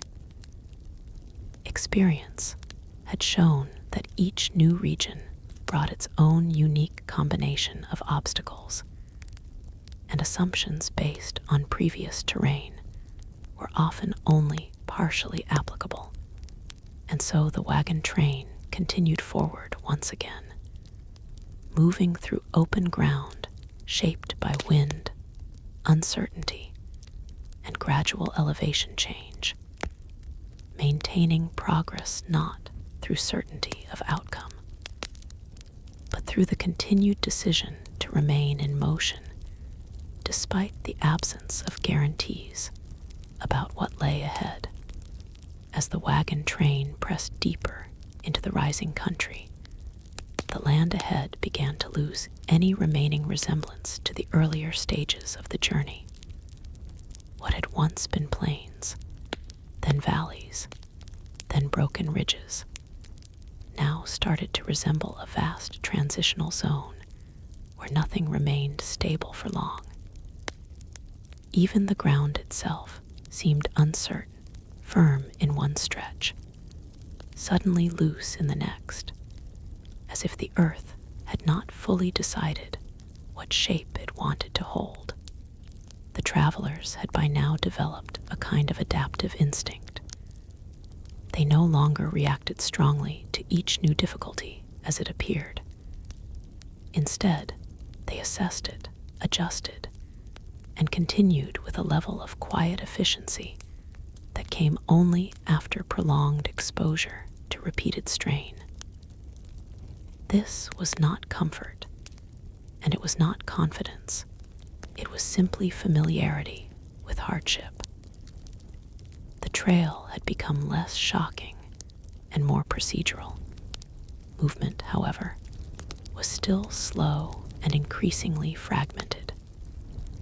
The wagon train existed more as overlapping clusters than a single formation.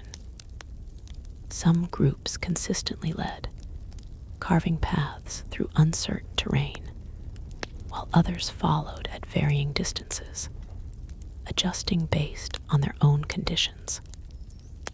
This layering of movement created a dynamic where the front of the train and the rear often experienced entirely different realities of the same day's journey.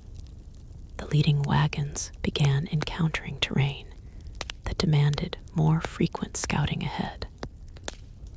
Small rises blocked visibility, requiring individuals to move forward on foot before wagons could safely proceed.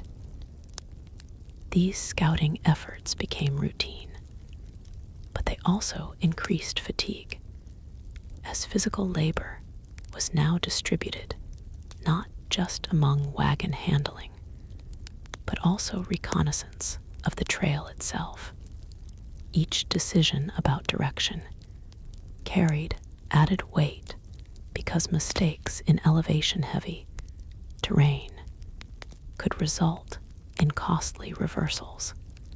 In one instance, a scouting party discovered that what appeared to be a gradual slope forward actually concealed a sharp drop on the far side. The discovery forced an immediate halt and reassessment of the route. Wagons were redirected to a longer but safer path around the obstruction, adding hours to the day's travel. While such delays were frustrating, they were increasingly accepted as necessary trade-offs between speed and survival. As elevation continued to increase, vegetation changed once again. The sparse grasses of lower elevations gave way to even tougher plant life, often low to the ground and widely spaced. Trees were rare and usually found only in protected areas where water was more consistently available.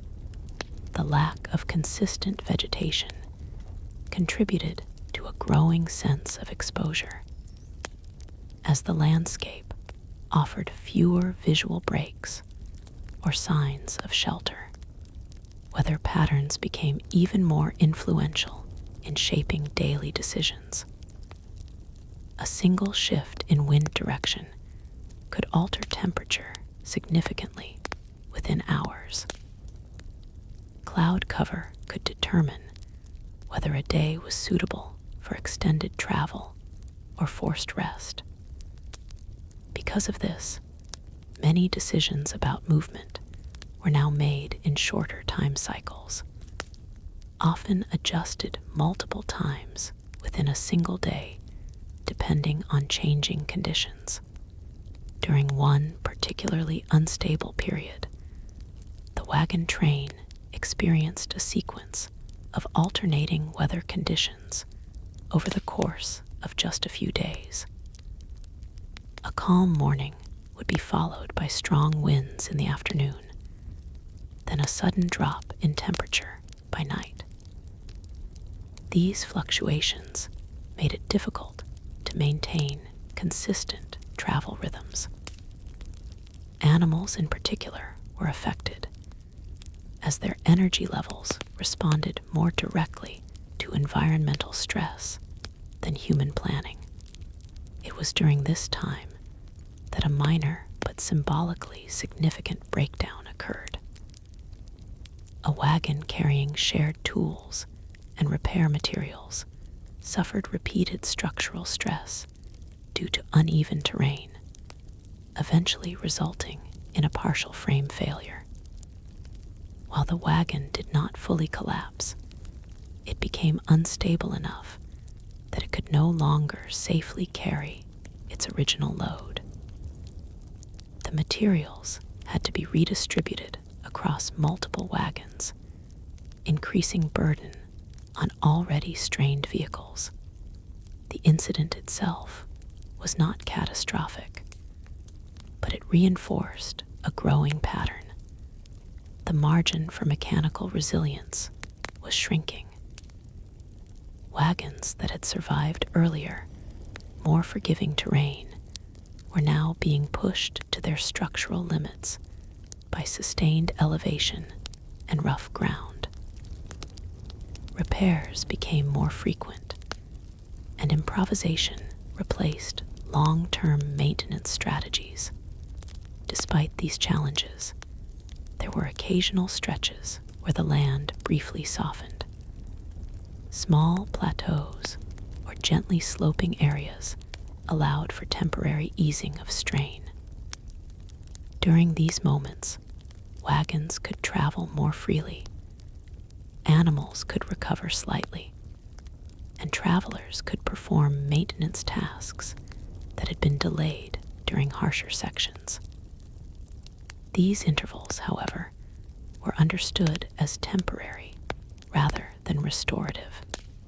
The psychological importance of these brief periods of relative ease should not be underestimated.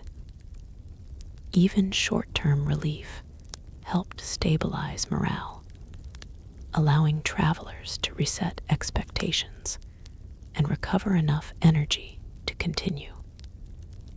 However, there was always an underlying awareness that such conditions would not last, which prevented full relaxation from taking hold. As the wagon train moved further into this elevated region, they began to encounter more frequent evidence of prior passage.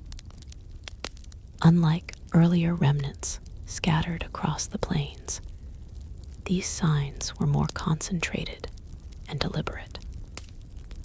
Wheel ruts cut deeper into to harder ground, occasional stone arrangements marked past routes, and in some cases, partially preserved campsites suggested repeated use of certain corridors through the terrain. These indicators served both practical and emotional functions. Practically, they helped confirm that the route remained viable and had been successfully traversed by others. Emotionally, they reinforced the idea that the difficulties being experienced were not unique failures, but shared experiences across many groups over time. This perspective helped sustain continued movement even in moments of doubt. Still, uncertainty persisted regarding what lay beyond the next major rise. The terrain ahead suggested more significant elevation changes, possibly leading toward the larger mountain systems that had been referenced in earlier accounts from other travelers. These distant formations, while not yet fully visible in detail, influenced planning and expectation in increasingly important ways. Travelers began preparing more deliberately for sustained hardship. Supplies were reevaluated with a focus on long-term endurance rather than short-term convenience. Non-essential items continued to be gradually reduced, not in reaction to immediate crisis, but as part of a broader strategy of adaptation to anticipated conditions. During this phase, the wagon train also experienced a subtle but important shift in collective mindset. The idea of reaching Oregon had not disappeared, but it had become less emotionally central than it once was.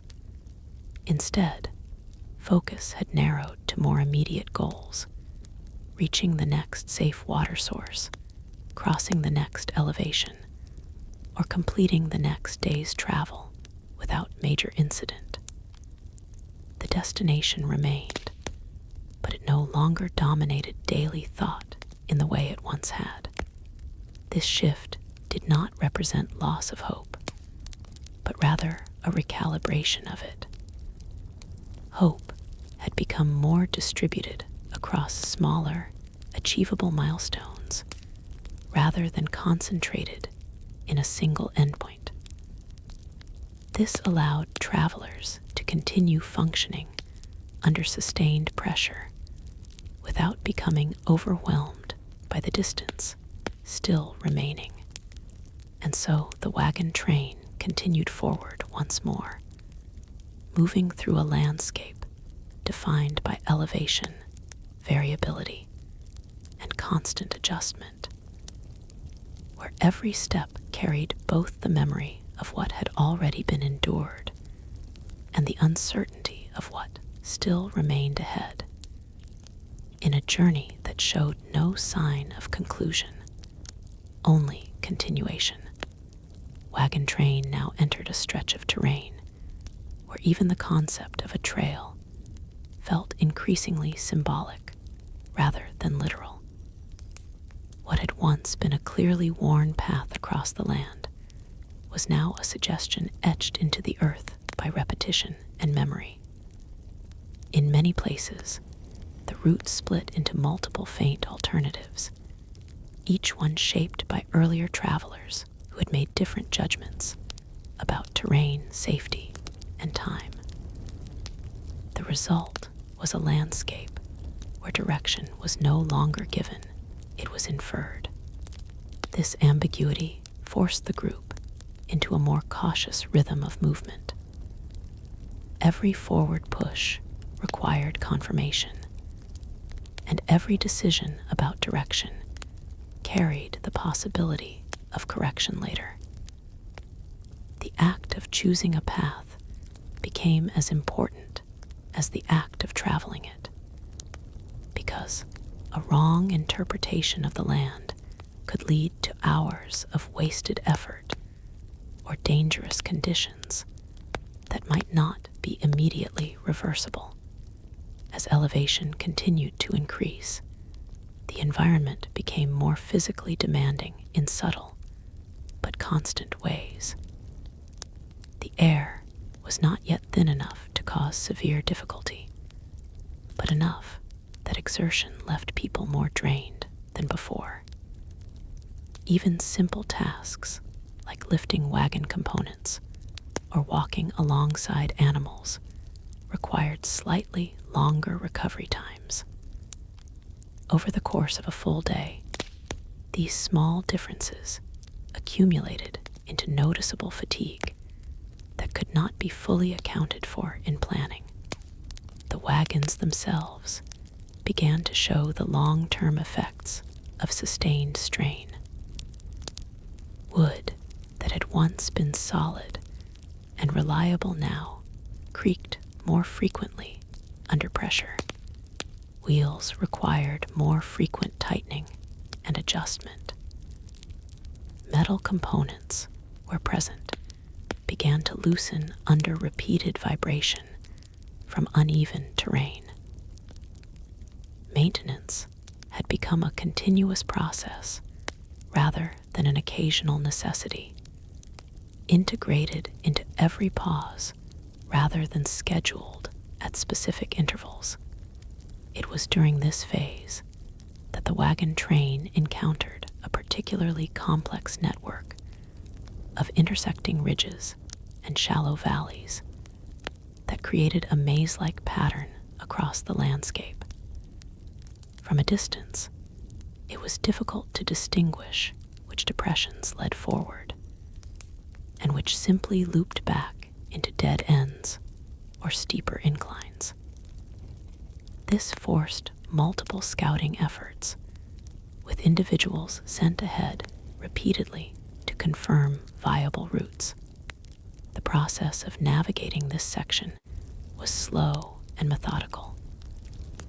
Wagons advanced in small increments, often waiting for confirmation before proceeding further.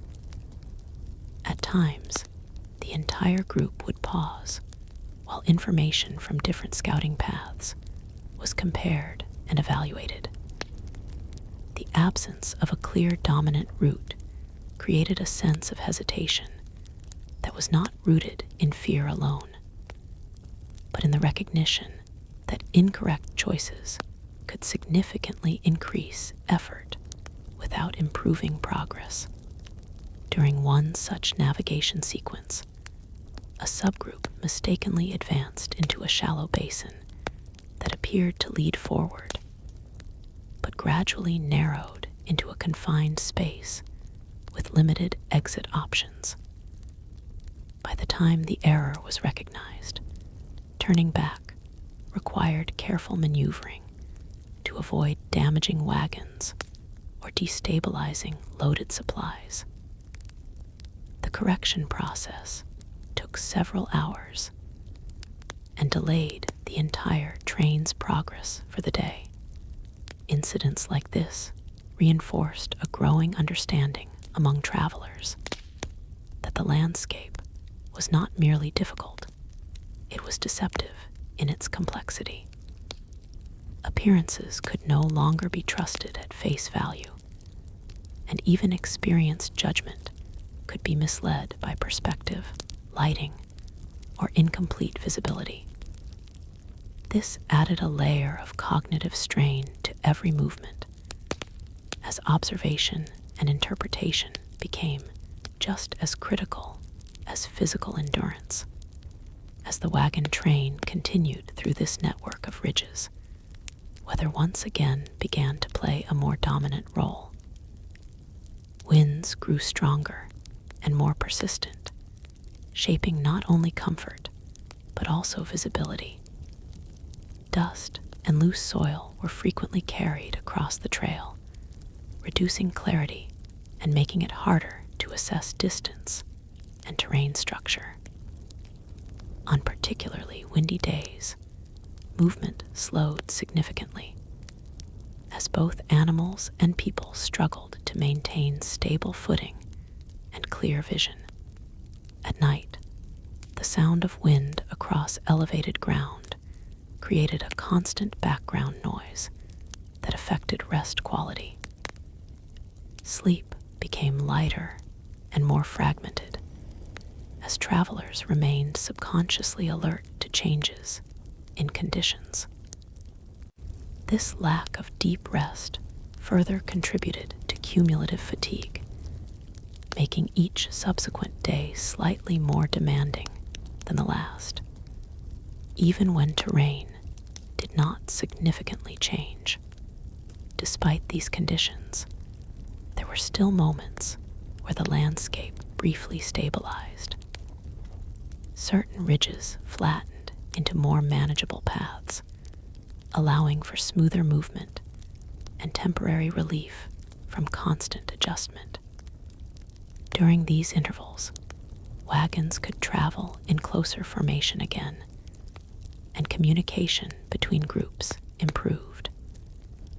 These periods were often used to redistribute supplies, reinforce wagons, and allow animals short periods of recovery. However, even these calmer stretches were understood as temporary by now. Experience had taught the travelers that stability in this environment was rarely permanent, and that each period of ease was often followed by renewed difficulty. This expectation shaped how rest was used not as full recovery, but as preparation for the next phase of strain. It was in one of these transitional stretches that the wagon train encountered a more established route marker than anything seen in recent weeks. Unlike the earlier scattered signs of passage, this marker was more deliberate in its construction, suggesting repeated use of this corridor over time. Its presence confirmed that the path they were following was not only viable, but also historically used by others attempting the same journey. The psychological effect of this discovery was significant. It provided a rare moment of reassurance that the difficulties encountered were not unique deviations, but part of a known and repeated pattern of travel. While it did not reduce the immediate challenges, it helped contextualize them within a broader framework of shared experience. As the train moved beyond this marker, the terrain gradually began to shift again. The ridges became less chaotic and more structured, suggesting the approach of a larger geological formation ahead. While not yet fully visible in detail, the outlines of more substantial elevation changes began to appear on the horizon, hinting at the presence of a major transition zone. Travelers responded to this development with a mixture of anticipation and caution. The presence of larger formations often meant more difficult terrain, but also more defined pathways shaped by natural contours. This dual possibility made planning more complex, as it was unclear whether the upcoming section would offer greater difficulty or improved structure. Supply management became increasingly important during this stage. Food and water reserves were carefully monitored, with adjustments made based on both consumption rates and anticipated terrain difficulty. The goal was no longer simply to maintain supplies, but to ensure they could sustain the group through potentially extended periods of limited access to resources. As the wagon train advanced toward the distant formations, the sense of progression remained steady but increasingly abstract. Each day brought movement forward, but the definition of forward itself had become more dependent on interpretation than certainty. Still, the wagons continued, guided by accumulated experience, shared necessity, and the persistent understanding that the trail ahead, however uncertain, was still the only path that existed. As the wagon train moved closer to the distant mountain formations that had been haunting the horizon for days, the land began to change in ways that were no longer gradual, but increasingly structural, as if the earth itself were reorganizing into a different kind of difficulty. The ridges that had previously defined the terrain started to merge into larger, more continuous formations, and the gaps between them narrowed into winding corridors that demanded more precise navigation. The sense of open uncertainty that had defined earlier stages of the journey was now replaced by confined complexity, where movement was still possible, but required constant correction. Every wagon advance felt less like progression across space and more like threading through a natural maze that had no interest in accommodating human passage. The travelers had long since abandoned any expectation that the land would offer comfort. But what was emerging now was something different, not hostility in a dramatic sense, but indifference shaped into structure, as if the terrain had been formed without any awareness that people would attempt to cross it at all.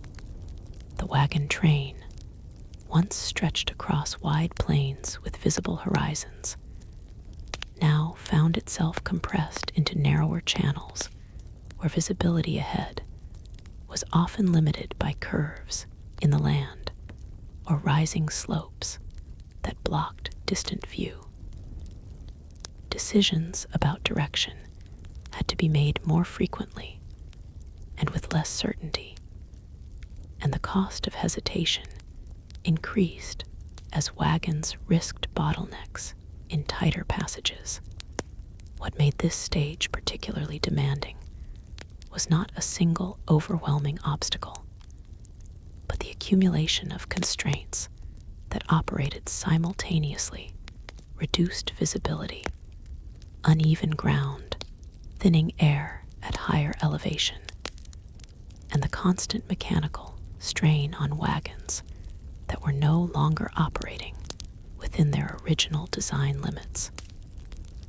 Each of these factors alone might have been manageable, but together they created a condition where every aspect of movement required attention. The animals pulling the wagons had become central to every decision, their endurance now the limiting factor more often than human willingness. Their pace determined the rhythm of the entire train, and any sign of fatigue forced immediate adjustments, whether through rest, redistribution of load, or temporary separation of wagons to ease pressure. In several cases, wagons were partially unloaded before steep segments, with supplies carried forward on foot, and then reloaded once terrain allowed, a process that consumed time but prevented more serious breakdowns. Even so, the frequency of these adjustments increased, and with them came a growing awareness that the margin between progress and failure was narrowing in ways that could not be easily reversed. The psychological atmosphere within the train reflected this shift. Conversations became shorter, more functional, and increasingly focused on immediate conditions rather than long-term destination. Where earlier stages of the journey had been marked by speculation about Oregon and what life might be like upon arrival, those conversations had now largely faded, replaced by discussions about the next ridge, the next water source, or the stability of the ground beneath the wheels. The future had not disappeared, but it had contracted, pulling itself closer to the present, until it could only be measured in days rather than weeks or months. Even the idea of distance itself had become less meaningful, as miles lost their emotional significance and were replaced by the more immediate language of effort and endurance. During this phase, the wagon train encountered a series of narrow passages formed between rising rock walls that channeled movement into confined routes where only one or two wagons could pass at a time. These corridors required careful coordination, as any delay in the front could quickly cascade backward and stall the entire line. To manage this, temporary staging points were established where wagons would wait until the path ahead was clear. The resulting pattern of movement resembled a slow pulse rather than continuous flow, with periods of stillness followed by concentrated bursts of motion. While efficient in theory, this system introduced its own strain, as extended waiting periods under uncertain conditions increased tension among travelers and placed additional stress on animals that were required to remain harnessed but stationary for long durations. It was in one of these corridors that a minor incident occurred which, while not catastrophic, underscored the fragility of the system they were relying on. A wagon attempting to ascend a slight incline lost traction on loose stone, causing a brief but alarming shift in balance that required immediate assistance from multiple nearby travelers to stabilize. The situation was resolved without injury or major damage, but it reinforced the understanding that even small miscalculations in this environment could escalate quickly if not addressed with coordinated effort. Afterward, movement resumed with even greater caution, and spacing between wagons was adjusted to allow more reaction time in case of similar events. As the train eventually emerged from the narrow corridors, the terrain opened slightly, but not into relief. Instead, it transitioned into a broad, uneven basin surrounded by distant rises, where movement was less constrained, but more exposed.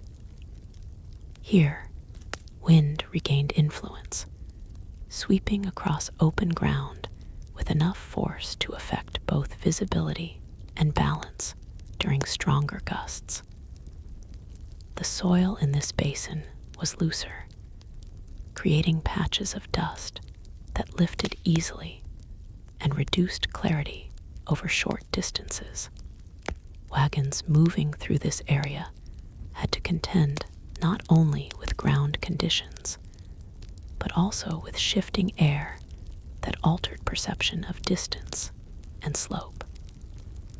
Despite these challenges, the basin offered one advantage: space. For the first time in many days, the wagon train could spread out slightly, reducing congestion and allowing for more flexible movement patterns. This temporary expansion of space eased some of the pressure that had built up in the narrower passages. But it also introduced a new form of vulnerability. As separation between wagons increased and visual contact became less consistent. To compensate, groups relied more heavily on prearranged stopping points and time-based coordination, though these methods were imperfect under variable terrain conditions. It was during this phase that signs of elevation became more pronounced, with distant formations growing larger and more detailed as the train approached the outer edges of the mountain system. These formations were no longer abstract silhouettes, but structured landscapes of ridges, peaks, and valleys that suggested a far more complex environment ahead. Their presence altered the psychological framing of the journey once again, shifting expectations toward a new phase of difficulty that had not yet fully begun, but was now clearly imminent. Travelers began to prepare mentally for steeper climbs, narrower paths, and even greater dependence on careful coordination between wagons and animals. Supplies were reassessed with renewed caution, and non-essential items continued to be reduced wherever possible, not in response to immediate shortage, but in anticipation of increased strain. Even though no formal announcement was made, there was an unspoken understanding that the journey was entering a more critical stage, one where mistakes would carry greater consequences and recovery from setbacks would take longer. Yet, despite this awareness, there was no sense of stopping or turning back.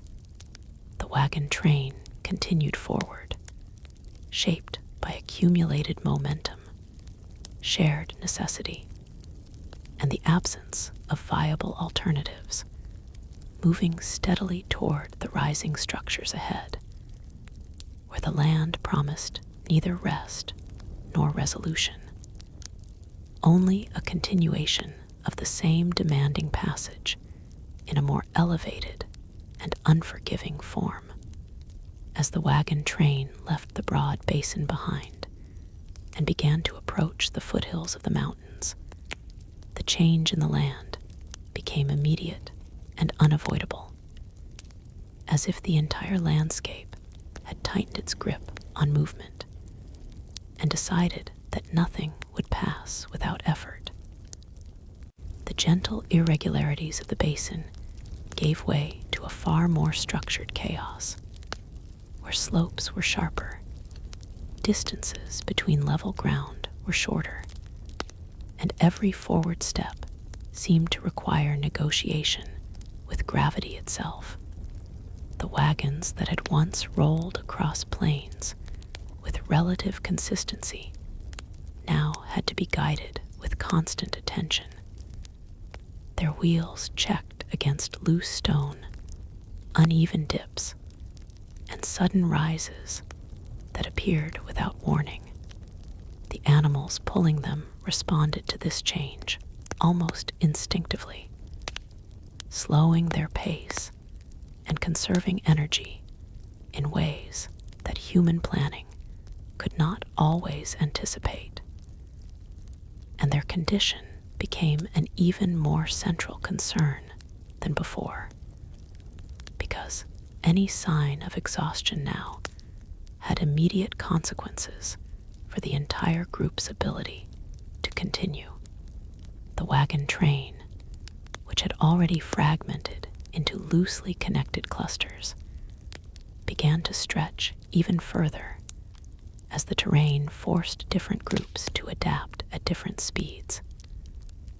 Some finding slightly smoother routes along the edges of ridges, while others were forced into steeper ascents that demanded frequent stops and careful redistribution of weight.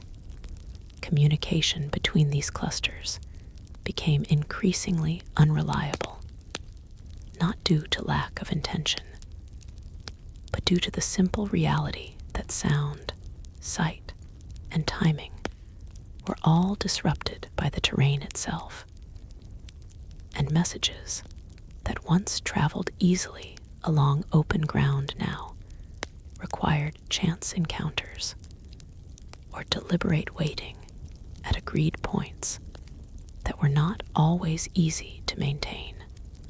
As elevation increased, the air began to change in a way that was subtle at first, but gradually impossible to ignore. Not yet thin enough to incapacitate, but different enough that every exertion felt slightly more costly, as if the body were spending more energy for the same output, and recovery between efforts took longer than it had on lower ground.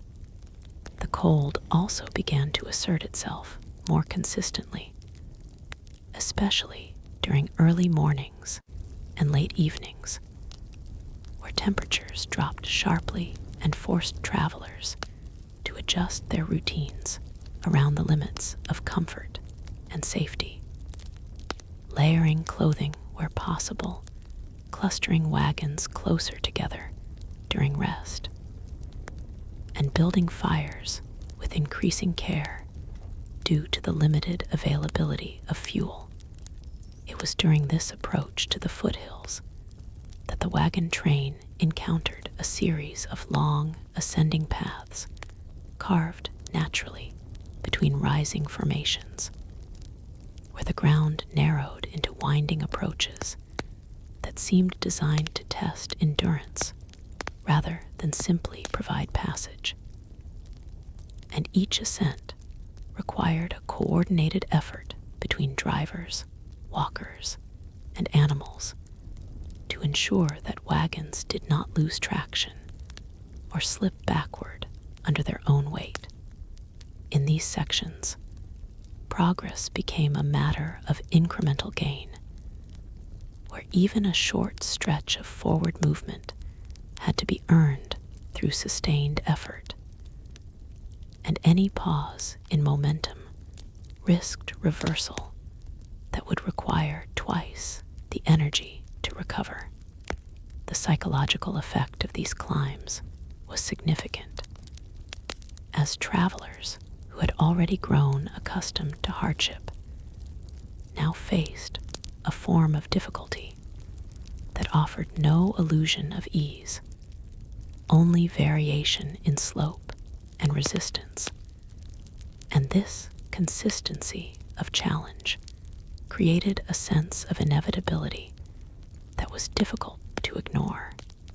During one particularly long ascent, several wagons were forced to halt in sequence as the lead group navigated a steep and unstable segment of rock-strewn ground, and the delay created a chain reaction of waiting that stretched backward along the train, turning movement into a staggered rhythm of advance and pause, where each wagon's progress depended entirely on the one ahead clearing space and confirming stability before continuing.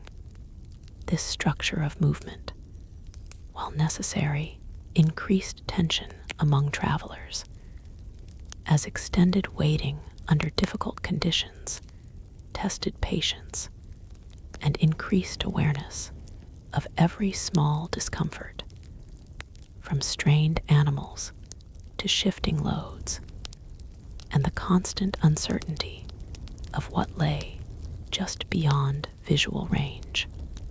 Eventually, after hours of coordinated effort, the ascent was completed, and the wagons emerged onto a slightly more level stretch of land that provided brief relief, though even this relief was relative, as the surrounding terrain still carried the unmistakable presence of elevation. and the next rises were already visible ahead, waiting in uneven succession.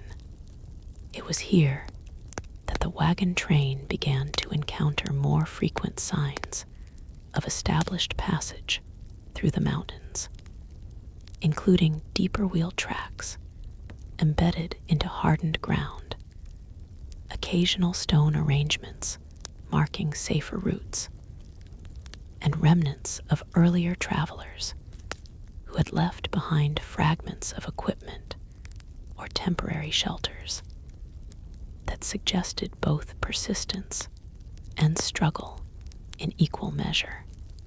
These signs carried a dual effect on those who saw them, offering reassurance that the path was viable, while simultaneously reinforcing the understanding that many had passed through the same conditions with varying outcomes, some continuing forward and others leaving only traces behind.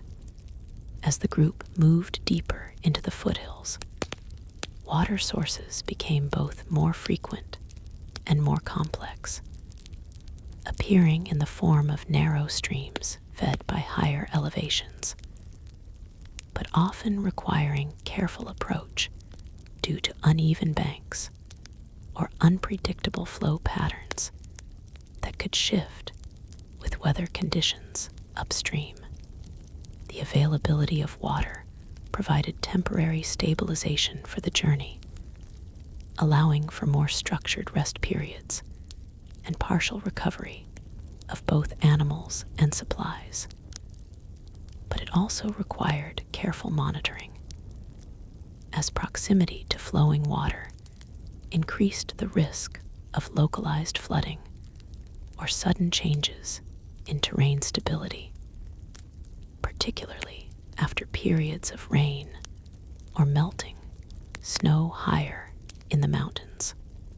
Food supplies, while still sufficient, continued their steady decline, and rationing practices became more refined and less flexible, with adjustments made not only based on current need, but also on projected difficulty of upcoming terrain, which was increasingly assumed to be more demanding than anything previously encountered. Despite these constraints, the wagon train maintained forward motion, driven less by optimism and more by the accumulated reality of the journey already completed, where turning back had long ceased to be a meaningful option, and forward movement remained the only form of continuity that still made sense. As the foothills gradually transitioned into more defined mountain terrain, the path ahead narrowed further, and the sense of scale shifted dramatically, with nearby rises blocking distant visibility and creating a layered environment where progress could only be measured in immediate terms rather than long-range perspective. In this compressed and demanding landscape, every decision became more consequential, every delay more significant, and every moment of movement more valuable, not because of what it promised, but because of what it prevented from happening in its absence. And so, the wagon train continued forward into the rising terrain, carrying with it the weight of everything already endured and the uncertainty of everything still waiting beyond the next climb.